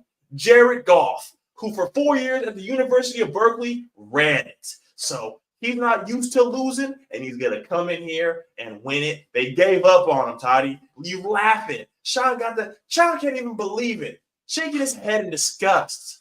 The Detroit Lions are going to put not only the first Disney Channel movie of Brock Purdy to sleep, they are going to put the second one, the sequel, and they end the same way, losing in the NFC Championship game. This time, it's at the crib, so it's going to hurt even more. So I hope you guys wear all black. I hope Debo wears the T-shirt about him standing on business. I want Kittle to say it, fuck Detroit, on his T-shirt. I want it all, and I hope you guys aren't losing going into the fourth because I know 0-30, but they got it done. 1-30. 1-30, sir. 1-30. The 1 and 1-30. But next Monday, it's going to be 1-32, hopefully, because I would love for the narrative to just go right back down the drain. He's waited 30 games for this, and he finally got it. So they're feeling good. But you know what they're saying in Detroit? They got the blue ski mask, and they say, Mr. Irrelevant, yeah, we saw what you did last week. You come in here doing that shit, it's going to be a long 11 months because just like Jalen Hurts, when he gets back from Cancun, we can all go to Vegas for the Pro Bowl together. All right. I guess we'll have to wait and see when it comes to that. Just circling back real quickly to the AFC Championship game, Uncle Manny said, this is not the same Chiefs team. Lamar and that defense takes care of business. Smooth said, I'd rather play the Chiefs because Lamar is the perfect kryptonite for the 49ers pass rush. That's a fact. So is Patrick Mahomes. I know Patrick Mahomes isn't as fast as Lamar Jackson, but Patrick Mahomes showed that he still can use those legs in Buffalo on Sunday. And Smooth breaks the tie. He says Ravens. So That's 3-2 when it comes to the Stats Over Politics picks. To the NFC Championship game, Uncle Manny says Debo must play and play well for the 49ers to win. Otherwise, without it's Debo. the Lions. And Smooth says haters going to hate. So Well, we won without Debo this past weekend, so he still played. Sure but it did. doesn't really count without him because the other games he didn't play one. Okay. So we gonna act like Debo. But I'm saying if Debo shows up in a sweatsuit, all black sweatsuit with the speaker, and he's not playing, we've seen 0-3. We've seen we saw you guys lose to the Vikings West stand up. We saw you lose to the Browns. We saw you lose to the Bengals. We were talking about with Josh Allen. History continues itself. And without Debo, it's going to be a long night because Mr. 1,300 yards, $100 winner Shaun on a bet. It's real lonely when it's just him out there. I'm saying it looks real lonely for him out there. Well, Kevin, which stat do you want to go with? Because you said that the 49ers were 0-3 without Debo earlier this year, but he played in that Cleveland game. They ultimately lost that Cleveland game, but because he got hurt in the first quarter of this game against the Packers, but because he played... 0-2. Okay, I'm sorry. Matter. I don't pay that much attention. I just saw the stat and I thought it was 0-3. I didn't know he played the Cleveland game, so you guys are 0-2 without Debo. But I already said it, so I guess you'll be 0-3 now, Shaun. Thanks for correcting me. You're welcome. And, I'm just wondering which way that we want to actually represent it because, the Niners, they get the job done without Debo against the Packers, but he was out earlier this season. So I guess we'll just have to wait and see on that one. Anyways, we'll check in with Garry. We'll get his pick. Right now it's 2-1 49ers. But I guess we'll have to wait and see because Garry might be going with the Lions as well. And then we're going to need someone to break the tie again. And that's if Garry does pick the Lions to win this game. Anyways, regardless of whatever outcome happens, it's going to be an entertaining game, and I'm really looking forward to it. So, guys, now as we move on here on episode number 77 of Stats Over Politics, Shaun Holko alongside Kevin Dent and Jaevon Toddy, let's move on to NFL coaching changes because there have been a lot over the last several months, but specifically over the last month since the NFL regular season came to an end. So I'm just going to read off the 8 coaching changes in the NFL as well as the corresponding hirings that have been made. So far, of the 8 vacancies, we have had 3 of them filled thus far. And so here we go. This is the whole rundown. The Raiders, they fired Josh McDaniels on November 1st, but they hired interim coach Antonio Pierce on January 19th. The Panthers fired Frank Reich on November 27th. The Chargers fired Brandon Staley on December 15th. Falcons fired Arthur Smith on January 7th. Commanders fired Ron Rivera the next day. The Titans fired Mike Vrabel on January 9th, but they hired Brian Callahan today on January 22nd as their new head coach. The Seahawks parted ways with Pete Carroll, however you want to phrase it or frame it, on January 10th. And the Patriots and Bill Belichick actually did mutually part ways on January 11th. And the Patriots immediately hired Jared Mayo. So 3 of the jobs have been filled. We got 5 more vacancies. So, Jaevon, first of all, I just wanted to get your general thoughts on all these coaching changes, specifically with the big names like Bill Belichick, Pete Carroll, Mike Vrabel, and also the moves that have been made with Antonio Pierce being hired by the Raiders, Jared Mayo being hired by the Patriots, as well as Brian Callahan being hired by the Titans. What do you think about all of that? So I guess we'll start with the Patriots. So Jerod Mayo was widely known as, I guess, Belichick Jr., Bill Jr., in the Pats organization when he was playing for them. So it's going to be basically a lot of the same with, some tweaks and some nicks and some crannies there. But I feel like if he gets a bunch of if he gets, drafts well, I'm not sure if he's getting draft like personnel say.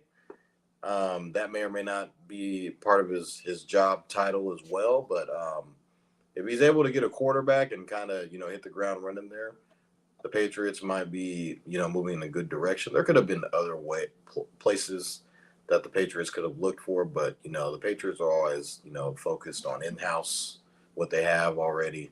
They're not really – it's been a while since they went on a coaching search because Bill's been there for however many years since I was a kid. So that's 20-something odd years. For the Raiders, I thought AP was a no-brainer hire. A lot of people wanted Jim Harbaugh, but if you look at what AP was able to do, Antonio Pierce, from when he took over the Raiders, they beat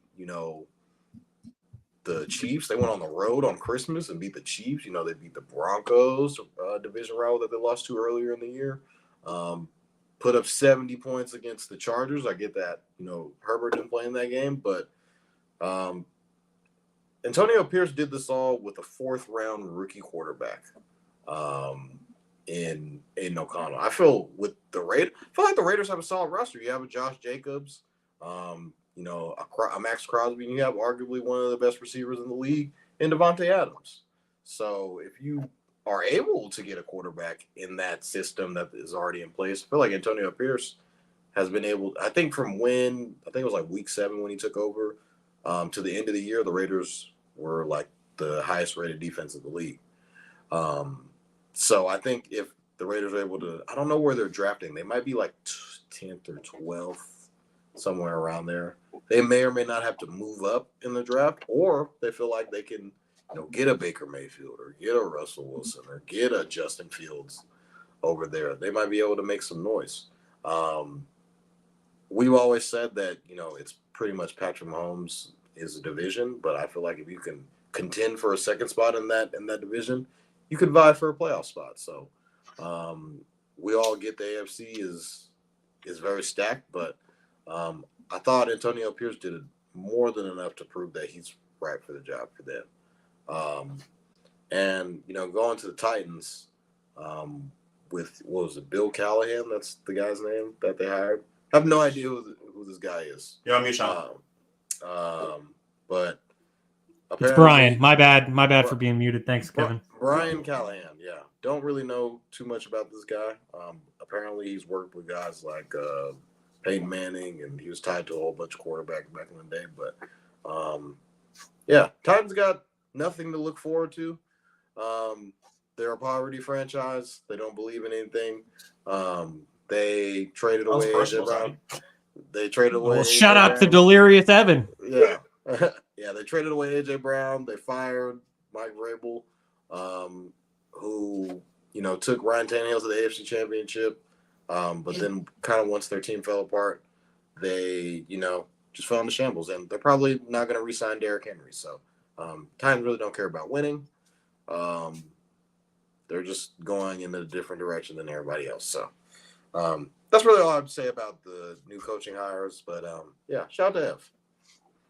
Well, Kevin, what did you think? Because there's a lot here between obviously the 8 vacancies, 3 of them being filled. What stood out to you the most in the NFL?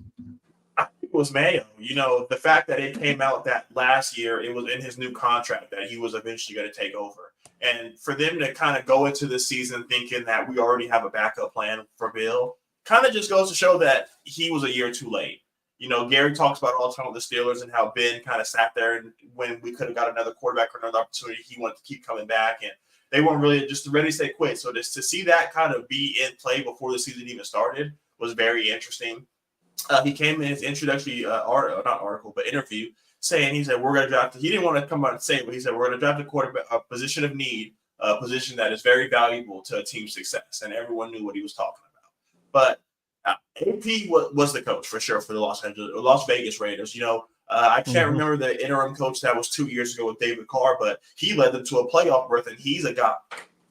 Rich Bisaccia, the special teams coordinator now for the Green Bay Packers. So he came in there and led them to the playoffs, and they really weren't expected to do much. And AP came in and really just showed that, you might not have the big name, but it's all about being a leader of men. And we see after all the games that they're really inheriting his atmosphere and his motto. He was a Raider. He grew up a Raider fan. This is all he ever wanted to do was be for his favorite team. And to have guys like Devontae Adams and Max Crosby really just lay it all on the line for him and say, if this guy's not our head coach, I don't want to be here. It just goes to show that his short stint, and like Toddy said, he's doing this with a 4th overall quarterback. They just paid Jimmy Garoppolo X amount of dollars to come in here, and we did a factor cap saying, is he the worst quarterback in the AFC? So for him to come in with this roster and make a lot of noise that he made, I'm just happy to see it. And of course, I'm always happy to see another black man coaching another NFL team. So hats off to that. The Raiders are, I think, finally making the right move. They've had a lot of problems since moving to Vegas, and I would say this is besides bringing Devontae Adams, of course, this is probably like the one positive light that they've had recently, just due with all the DUIs and the Raider fans being the Raider fans, taking the most rowdy organization to Vegas. But the Raiders are finally making steps in the right direction, in my opinion. Are the Raiders going to cut Jimmy? Like, is They that? have to. Yeah, they definitely will. That's going to happen. Yeah. So. He barely passed his physical before the 2023 season. Or actually, didn't he fail it? And then they mutually just said, "Hey, it's okay. We'll just let you play." Okay. Well, yeah, and honestly, I was thrilled to see that the Raiders hired Antonio Pierce because he was the linebackers coach before Josh McDaniels got fired. And to be honest, when they named Antonio Pierce as the interim head coach, the first thing that came to mind for me was the Plexico Burress incident. Because for those of you who don't know about the Plexico Burress incident, former NFL wide receiver Plexico Burress, when he and Antonio Pierce were each members of the New York Giants, this is like over 10 years ago, they were out at a club, just hanging out, partying one night. Pierce was there? Antonio Pierce was there. And Plexico Burress had a gun in his pocket, accidentally shot himself in the leg, and Antonio Pierce had to get him out of there safely, save his life. And that's crazy. Basically, Antonio Pierce was a bystander to Plexico Burress's mistake. And so all of that to be said, when I saw that the Raiders named him as their interim head coach, that's the only thing that came to mind was like, oh, Antonio Pierce, the former linebacker who was with Plexico Burress when he shot himself. Oh, that's cool. We'll see how it works. But he has totally changed the culture with this Raiders organization and playing the Raider way. Like Al Davis, whether if you guys believe in heaven or not, I do. And so in my opinion, Al Davis is smiling down on Antonio Pierce becoming the head coach of the Raiders officially now. And he's probably proud of his son, Mark, for making this move because I mean, Antonio Pierce just really embodies the Raider way. Just win, baby, all of those things that go with the Raiders franchise. 7-10. And they went 7-10. And that was after whatever the record was when Josh McDaniels got fired after that Monday Night Football game in Detroit. And so props to Antonio Pierce. I'm really happy for him. In regard to Gerard Mayo, this seemed inevitable for years. As was said, he's kind of Bill Belichick Jr. After the news came out, I saw a video on X where Gerard Mayo, when he was playing for the Patriots, Bill Belichick was saying like, "Oh, what'd you spend your signing bonus on?" And he was like, "Oh, I bought a couple trucks." And Bill Belichick was like, "What do you need 3 trucks for?" He's like, "That's the only thing I'm gonna spend my money on." Like otherwise, Gerard Mayo was keeping it all and kind of just fit in with the way that Bill Belichick is himself. And finally, in regard to Brian Callahan, just as Jaevon said, to be honest, I don't know much about him. That's great. He has a great history. He's now leaving the Bengals, where he was once the offensive coordinator, to become the head coach of the Titans. To me, if I was a Titans fan like Evan, I would be extremely upset by this move. Not so much about Brian Callahan, but the fact that you had a winner in Mike Vrabel and you decided to let him go just because you want to start brand new. Like maybe Mike Vrabel said, "I don't want to start over." And it was kind of mutual, more so than we really knew about. But if it was the Titans just saying it's time to move on from Mike Vrabel, like this guy, he got you to an AFC Championship game. This guy won in New England against the Patriots and ended Tom Brady's career there. Like he's a winner. And if Gerard Mayo wasn't already the Bill Belichick Jr. in waiting, then Mike Vrabel likely would have been named the head coach of the New England Patriots. And so if I'm one of these 5 teams that still has a vacancy, okay, Jim Harbaugh's out there. Congratulations. He's had 2 interviews with Falcons, 2 interviews with the Chargers. But if I'm one of those 5 teams with a vacancy still, I am looking at Mike Vrabel, a guy from the Ohio State University. Yeah, the bias is shining through. But to me, Mike Vrabel's a winner. And if I have a head coaching vacancy, thank you guys, audio-only listeners, you just missed out on the OHIO. But if I have a head coaching vacancy in the NFL, I'm looking at Mike Vrabel first. So we'll see what the Panthers, Chargers, Falcons, Commanders, and Seahawks ultimately end up doing. All that I ask is that Mike Vrabel doesn't go to Seattle. Praying the Seahawks hire Dan Quinn. Please hire Dan. That would be fantastic. Please hire Dan Quinn. Bring him back to Seattle, please. So now, guys, as we move on to other coaching changes in football, this is in college football, as there's been kind of some big news over the last couple of weeks. I'm sure that you guys have touched up on it on the podcast that I had to miss a couple of weeks ago. But let's just get into it in its entirety. So there's been 3 notable coaching changes in college football as far as the Power 5 conferences go, in my opinion. So Texas A&M, they fired Jimbo Fisher back in November. They hired Mike Elko from Duke. Nick Saban retired from Alabama earlier this month, and they immediately hired Kalen DeBoer from Washington. With Kalen DeBoer leaving Washington, the Huskies hired Jed Fish from Arizona as their next head coach. So, Jaevon, you are our college football expert on this podcast. And so what did you think about these 3 coaching changes, and who ultimately replaced the departing coaches in each spot? So kind of just going to Kalen DeBoer or Nick Saban retiring, first off, kind of set ripple effects throughout the entire college football stratosphere, because once that job became open, you saw guys like Dan Lanning, guys like Mike Norvell, and I think I wouldn't say Lane Kiffin, but Dan Lanning and Norvell, I know for sure, got raises because they were trying to keep them, in-house. They don't want them to leave and kind of change the landscape, because we're starting to see when, guys leave or when guys retire, that roster is kind of just kabooming and exploding, as we're seeing kind of right now with Alabama. Basically all of their 5-star talent is, that was either coming in from, the, recruitment cycle, or the current roster that they already had is already leaving. You had guys like Isaiah Bond, the speedster, transferred to Texas. You had Caleb Downs, probably the best safety in the country, who played as a true freshman, ends up transferring to Ohio State. And you had guys like Caden Proctor, another 5-star guy that was a true freshman that started for Alabama, ends up transferring to Iowa. So this team is kind of just starting to fall off, and the roster isn't currently right now. The roster isn't that good, and it's what is Kalen? Now Kalen DeBoer has been able to do better with lesser talent, you could say, and get the most out of his guys and still be able to produce.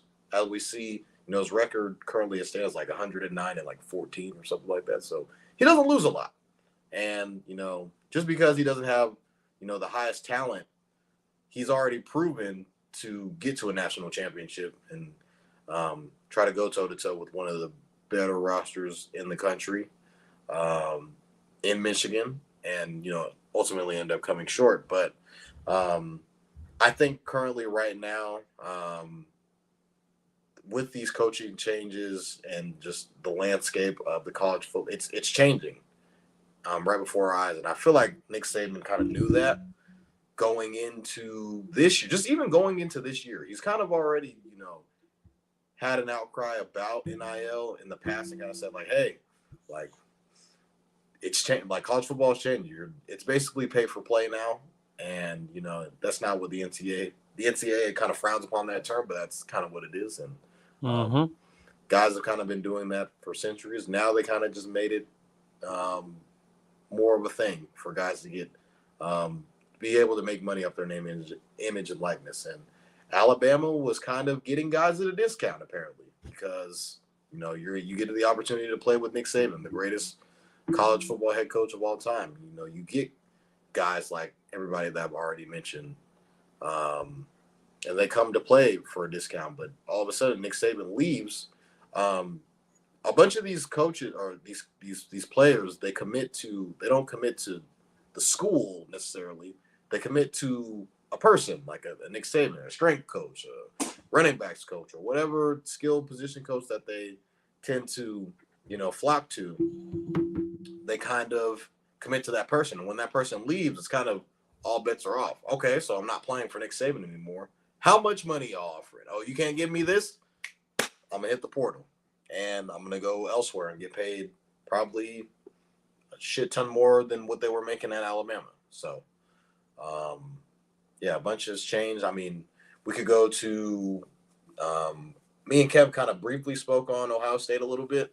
The start of Friday's episode, just about how they've been able to get just a bunch of guys in the portal.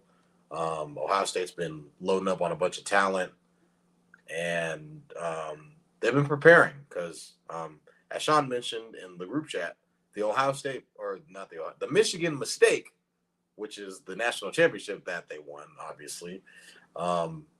They're trying to erase it as quick as possible. And I think early, as of right now today, they're probably Big Ten favorites. So if you want to run to the sports book and put some money down that Ohio State wins the Big Ten, I'll probably put my money where my mouth is there. Just currently at the roster at hand, they have guys like Quinshon Judkins, Travion Henderson, Caleb Downs, who just committed this past Friday. I don't know if you got Shaun, probably not too familiar with the freshman quarterback that they have coming in, Julian Sand, 5-star quarterback. Heard he's real good. He's probably going to be, in my opinion, I think he's better than Will Howard. Will Howard obviously has the experience. Not very much of a skilled passer. He's more of a dual threat quarterback who's big and has a lot of arm talent. But the future is going to definitely be Julian Sand. And you got guys like got pretty much your whole entire defense is coming back, and your defense just got better. So and then you also added Bill O'Brien, who a lot of people give a lot of flack for, but everywhere he goes, he pretty much succeeds. Like Alabama averaged almost 40 points a game last season, and Jalen Milroe hated him. So. Yeah, just a bunch of things happening in college football, and I'm here for it too. And this will be the first year of the new conference realignment and the college football playoff, 12-team format too. So there's no Power 5 conferences anymore. Kevin, I can hear your desk beating. It's okay. I muted him. We're good. But I think he was just more excited about Ohio State. But I think it's just kind of. He's typing up his Ohio State monologue. It's a whole bunch of just new, and everything is changing. And I think Nick Saban was like, do I really want to just go out and recruit guys?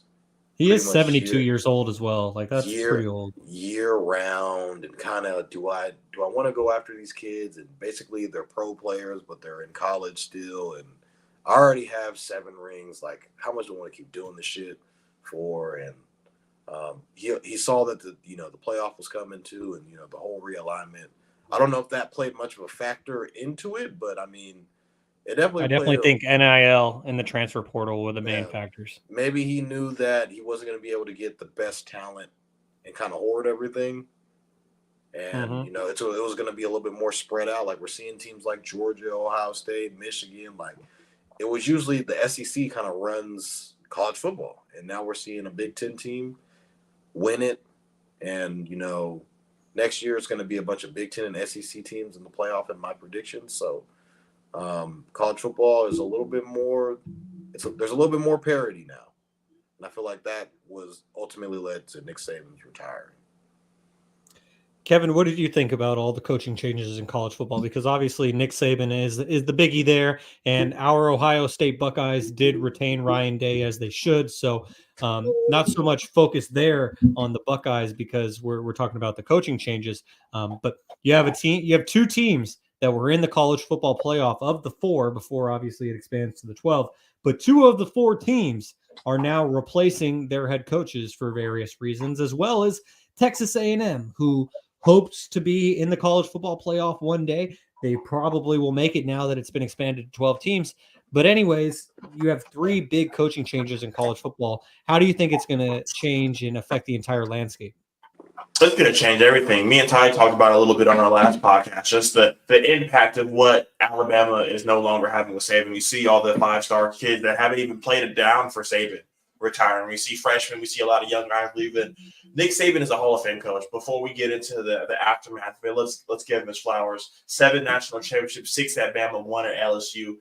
He is 28 years of greatness. He's had 44 first rounders. He has had more first rounders than he did losses in his time at Alabama. So he was 199 and 29 and had 44 first rounders and 29 losses, 9 SEC titles, 5-time coach of the year. And let me just tell you some of the pros that Nick Saban has put into the NFL. So at quarterbacks, we have Jalen Hurts, we have Tua, Bryce Young, Mac Jones. At running back, you have Derrick Henry, Josh Jacobs, Najee Harris, Jamar Gibbs, Jameer Gibbs, excuse me, Najee Harris, Mark Ingram, Eddie Lacy, Trent Richardson, and then receivers. Everyone says this is wide receiver you. You have Julio Jones, Amari Cooper, Devontae Smith, Jalen Waddle, Jerry Jeudy, Calvin Ridley, and let's just show the small list of defenders. Micah Fitzpatrick, Pat Surtain, Trayvon Diggs, who was a receiver, come in, and Nick Saban said, you want to make some money? You go play on that end, because they had so many wide receivers. Marlon Humphrey, Quinnen Williams, Will Anderson Jr., Dante Hightower. This dude puts out pros. So what is the impact of him leaving? The history, the legacy. You go play for Nick Saban 3-4 years, you're going to hear your name in the first round if you go in there and handle business. So a lot of guys are questioning what the new coach is going to be able to do in there. One of my best friends, Shaun, keeps telling me that he won 2 years at Washington. He was at Indiana. He did this and that. It's not Nick Saban. He will hear boos if they have 3 to 4 losses. You know what I'm saying? Like, this is just the expectation that Bama's been on. And even on the past couple years, besides their magical run this year, they haven't even been the best team in the SEC. So they've already been kind of on that decline. You guys mentioned the NIL, and it's kind of like Deion Sanders said, $50,000 wouldn't even get you a walk-on in the portal. And Nick Saban is like, he's old school. You go in there, you believe in the system, and you believe that after your 4 years, you're going to make all these millions of dollars. But now coming in, you have to compete. And there's a lot of guys going to schools like I can't remember his name, but he decommitted from Ohio State, committed to Georgia, then decommitted to go to Nebraska because his uncle's cousin's nephew. It's the offensive line coach. So we're at the point now where if you're one of those guys and you can play at the next level, you go out there and play wherever. You're going to follow wherever the money is. So Nick Saban's definitely an old school guy, and that wasn't his thing anymore. So it's going to be sad to see him leave and Alabama kind of go to this transition. A lot of people were comparing it to Coach K leaving Duke, and I don't think the same. Toddy and I talked, so I won't really go into too much elaboration on that. But basketball and football is a whole different thing. If 11 guys aren't doing their job, the whole play is done. So Alabama's definitely going to miss Nick Saban's dominance, and so it looked rocky for the next couple of years. But, hopefully if he can do good this year, they can get the more recruits and kind of rebuild that legacy. But he's going to have to go up there and put together a top 4 season to prove to the fellow recruits that this place is still up to the standard. Yeah, and I think that Kalen DeBoer is a winner as well, because he did so at Fresno State after he was the offensive coordinator and quarterbacks coach at Indiana. That's where he ended up meeting Michael Penix Jr. Goes on to become the head coach at Fresno State. He wins there. Then he goes to Washington. Within 2 years at Washington, he does so well that not only does he elevate a team that won like 4 games the previous season and leads them to 11 wins in his first season, and then the second season he leads them to nearly an undefeated record, a Pac-12 championship in its last season, and also the college football playoff, which Washington hadn't done since like 2016 when Jake Browning from Folsom was the one leading them there. And they got absolutely hammered by Alabama. Then Kalen DeBoer comes around. Not only do they win a playoff game against Texas, but they hung around there through 3 quarters against Michigan in the national championship. Final score doesn't really show that as much, but I think Kalen DeBoer did a great job at Washington. I'm interested to see how Jed Fish does coming over from Arizona. Don't really know too much about him, if I'm being honest. So they had the 2 main players for Arizona that Jed Fish coached at Arizona, Fafita and McMillan, quarterback, wide receiver combo. They ended up staying. So when Jed Fish got the job at Washington, you would assume that he would have, pickpocketed those guys and brought them over to Washington. It was probably what he was trying to do. Got a bunch of other players to ultimately transfer with him, but those two are going to end up staying at Arizona. I feel like they were a very key part of their success this year, and for them to be staying in Arizona is huge for them, because I would have thought they would have hit the portal and followed them to Washington, but nevertheless, they're staying in Tucson, and I think Arizona might be pretty good in the Big 12 next year. I think so as well, and that's crazy to even say or think about the fact that Arizona is going to be in the Big 12. USC and UCLA are going to be in the Big 10. Toddy's going to get even more of a wake-up call without the Heisman Trophy winner under center. Spoke too soon. Yeah, sure did. This is how Toddy's feeling about USC being in the Big 10 now. Anyways, guys, let's move on. But before we get to our final segment, Jaevon, you wanted to talk about something real quickly before we get to our final segment? Oh, yeah. This is as Shaun, puts up the graphic for us. Kevin. What happened? Old Pittsburgh comes into town. You got a whole bunch of guys flipping off. I forget what the guy's name is. Indoor at Cameron Indoor Stadium. What the hell is going on in this picture? You got a bunch of students flipping this guy off. Pittsburgh goes into Cameron Indoor and shocks the world. A top 10 opponent, and just I forgot to post this on because it happened on Saturday during the San Francisco 49er game, but dude just not able to get it done. I don't know what's going on, man. North Carolina just somehow number 3 in the country, have the best record in the ACC. It looks like North Carolina's back on top. So, Kevin, I just want to get your thoughts on that game. And I'm pretty sure you saw the score, and he wanted to sweep it under the rug a little bit. Maybe they won't notice that they lost. Maybe nobody saw, but definitely was keeping tabs on that game. Wanted to make sure that you were all right, see how everything's going. So I'm not going to lie to you. I didn't watch this game. Like you said, there was a lot of other good games on, and especially because the Packers were winning, I was going to turn to it, but I was like, you know what? I'm going to watch the Packers. All I saw was the picture, like the live reaction of him jumping up there, and I told Alyssa, I was like, this is such a bad look for Duke. Like, you guys are just saying, like this game is on national television. You guys are blatantly just saying, fuck this kid. Like, it is what it is. We 40 popped them earlier in the season, so they wanted their revenge, and every time you come into Cameron, it's their Super Bowl. It's their national championship. So that's a memory that we don't even know the kid's name. So congratulations. It was a hell of a game. You won by 4. You closed the game out on a 12-2 run. So it's not like they were up the whole time. Just hit a couple of shots, and I've stressed this a lot about this young Duke team. We're just young. If it's not Kyle Filipowski, I don't know what we're going to do. Proctor was someone who was on a lot of mock drafts, going lottery. He's been battling injury. Jared McCain at 20. Caleb Proctor. A lot of our young guys, Shaun Stewart, are having impact because our returners that we thought were going to be able to carry the torch have not been able to carry it. Roach is falling out of the rotation. Roach is the starting point guard. He is the rotation. So, but I've been not locked into Duke basketball as much as I should have been, but conference play is coming, and it's right around the corner. And he's heard. I know there's going to be a day when North Carolina comes to town and we beat them because they're riding high. They had a long off season, no tournament. They declined the NIT because they're just North Carolina. How dare we play them in the NIT? So they got 8th-year seniors on their team. So I would hope they've had enough college basketball experience to be good one year.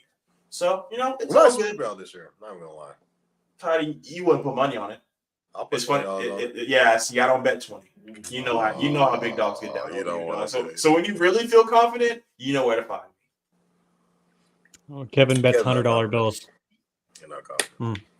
All right. Well, we'll have to revisit that. And what I was going to say is, Jaevon, perhaps Kevin was hoping that you would save this for the basketball episode on Friday rather than get right to it on Monday. But Kevin, Toddy texted me during the course of this podcast, and he was like, "Hey, could you put this up at the end?" And then he was like, "And this too." I was like, "Oh, I got you. I got you." Anyways, Kevin, now it's officially time to get to our official last segment.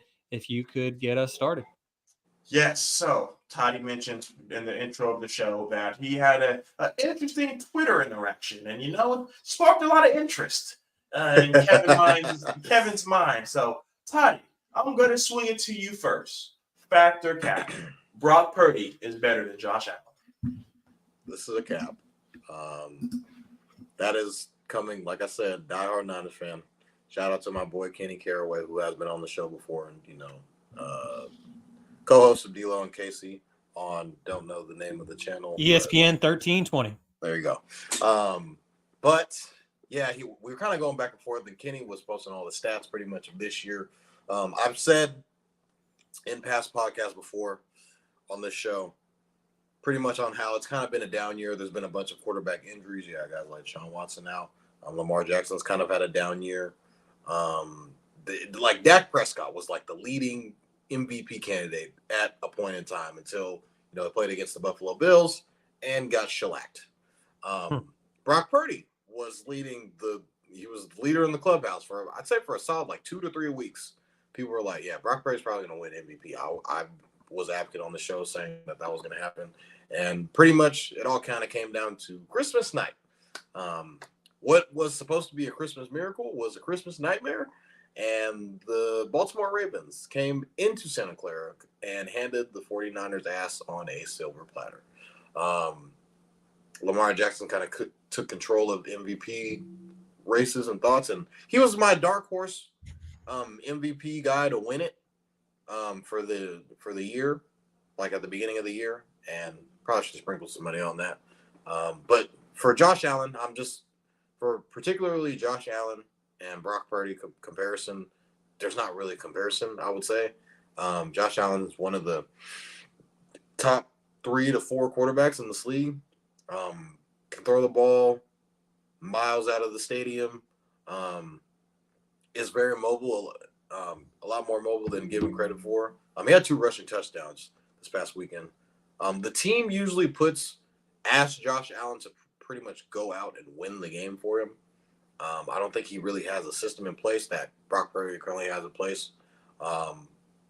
With a Kyle Shanahan, who is a schematic genius and is probably one of the better offensive coaches, if not the best offensive play caller in the National Football League. So I think most 49er fans can concur with me that if they had a choice to choose, and I'm pretty sure Kevin will put this in a poll, if you would rather have Josh Allen or Brock Purdy for the 49ers, most people would say that Josh Allen and Kyle Shanahan's system would be like what the Chiefs are, but on steroids.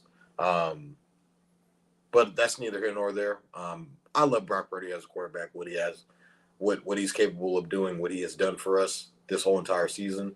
I kind of am comparing him to what I'm hoping he would be, and what I said on Twitter last night on the little, I wouldn't even call it an argument. It was just kind of a back and forth that me and Kenny had. I think he's our Drew Brees, and he's a little bit more mobile than Drew Brees. And if he's able to put up these numbers that he put up this past season, and he's able to do that on a consistent basis, then yeah, why not? I think he's able to. He doesn't have the strongest arm. He's a lot mobile than what he is given credit for. So for the factor cap is Brock Purdy better than Josh Allen? This is a cap. I think Josh Allen is better than Brock Purdy. You're a better man than me, Toddy, because this could have said anybody better than Jalen Hurts, and I'm dying on the sword. So I appreciate the honesty. So, Shaun, I'm going to bring it to you next. Factor cap. Brock Purdy is better than Josh Allen. So when I first saw this question, which was basically when we started today's podcast, the initial reaction is cap. Hell no, Brock Purdy's not better than Josh Allen. Like, did we all watch the same playoff games this past weekend? Like, Brock didn't look great until the last drive. Josh Allen looked pretty solid throughout the entire game against Kansas City. But that was my initial reaction. Fun fact is, before I even knew that this was going to be a factor cap question today on the podcast, I was tuned in to the aforementioned show, D-Lo and KC on ESPN 1320. I was tuned in this weekend as I was working away for Woodland and Aggie's Wire. And when I ended up sending to the group chat the clip of Kenny KC giving a shout out to Jaevon, because they were just having their discussion, and he said, you know, I want to give a shout out to my guy Vonnie, Shaun and Vaughn. Shout out Vaughn. And he was talking about the discussion that he and Jaevon had on X this past weekend. And what prompted all of this is then Kenny ultimately said, if we're talking Josh Allen versus Brock Purdy, they posed the same exact question on D-Lo and KC. And D-Lo and KC changed my mind. This is a fact. Brock Purdy is better than Josh Allen. And let me tell you why. Stats over politics, episode 77. Let me give you guys some stats over the politics. Because if you compare Brock Purdy and Josh Allen, each in year 2 of their careers, Brock Purdy beats Josh Allen in literally every single stat. Here we go. When it comes to passing percentage, Brock Purdy, 69.4. Josh Allen, 58.8. It's just not even close. You go to passing yards, Brock Purdy, 49ers, all-time leading passer for a season. 4,280 yards. Josh Allen in year 2, 3,089. You go to the touchdown to interception ratio. Brock Purdy, 31-11. Josh Allen, 20-9. And finally, let's just look at overall quarterback rating. Brock Purdy in year 2, 72.8. Josh Allen in year 2, 49.4. Stats over politics. As far as being 2 years into the NFL, like everyone wants to compare Josh Allen today to Brock Purdy today, when Josh Allen is in his 6th year in the NFL, Brock Purdy is in his 2nd year, really like a year and a half because Brock didn't start the first half of his rookie year. So if we're strictly comparing Brock Purdy and Josh Allen and the stats from each of them in their 2nd year, Brock Purdy is clearly the better quarterback. So this is a fact. Brock Purdy is better than Josh Allen. Josh Allen was dog shit his first 2 years. So let me ask you, Shaun. Let me clarify the question. January 22nd. Who was the better quarterback this season? I know you have to go deep in the archives, but who do you think was the better quarterback this season? Okay, Kevin, I see you moving the goalposts. You asked me a question. I mean, you Answer moved the the question. goalposts first, but you dig back to the 2nd year. This is today. Well, I wanted to credit D-Lo and KC because they were I basically stole the whole argument from them. If you're asking me right now, who would I rather have, Brock Purdy or Josh Allen? I'm still going to stick with Brock Purdy. Maybe you think I'm politicking, but I'm going to stick with Brock Purdy because, well, the thing about Josh Allen that I don't particularly like is he has a lot of plays. Like, and I know that Brock had a couple interceptions or should be interceptions this weekend where the ball literally went right. He's had a couple. It has had, yes, he has had some of those plays. But like Josh Allen, like we joked about it last week. Josh Allen is so consistent at throwing an interception every single game that Vegas said we're not even going to put this out there anymore. Not over one, not over 1.5. They just said Josh Allen is a turnover machine. We're not even going to let you bet on it anymore. Brock Purdy, yeah, he's had a blip here and there. The Ravens game was fucking disgusting. The Monday Night Football game in Minnesota wasn't that great. But I'm still going to I'm going to double down, stand on business. Give me Brock Purdy over Josh Allen. Josh Allen is a turnover machine. So, fact of cap, Brock Purdy is better than Josh Allen, and this is cap. So I'm going to break it down to you so that everyone, when you think of this, you look at the passing categories. Brock Purdy is a better passer than Josh Allen per stat. Say yes. But Josh Allen also does it on the run. So you can't mention one and not mention both. So Josh Brock hasn't had to. 4,306 yards, 29 touchdowns to 18 interceptions to Brock Purdy's 4,282 yards, 31 touchdowns to 11 interceptions. But like I mentioned, Josh Allen also is a dual threat. He ran for 524 yards per average, 35 yards per game with 15 rushing touchdowns. So 29 plus 15, quick math, a lot of touchdowns. A lot of touchdowns. He is the team. You cannot say without Brock Purdy, you guys will be ass. We can say you take Josh Allen off this team, they're ass with him. Imagine what they would be without him. Well, you remember though the 2023 NFC Championship game when Brock Purdy goes out. We saw what the 49ers looked like. Okay, that's one game. Over 17 game sample size, you guys would be still a playoff team. Unless you guys think you could fall off a cliff without Brock Purdy, then I stand corrected. If we went from Brock Purdy back to Jimmy Garoppolo, I think so. Sam Or Darnold 17 games. Brock Purdy to Sam Matt Darnold. Barkley for 17 games. Who wins more games? Well, Matt Barkley's still the backup in Buffalo. But what I'm saying is, Josh Allen, he has to be the better player because not only does he do it through the air, he does it through the air. Yes, he turns the ball over a lot. He's turnover heavy, but Josh Allen single-handedly carries his team. And we have yet to see Brock Purdy single-handedly put the team on his back and say, I'm going to go win us this game.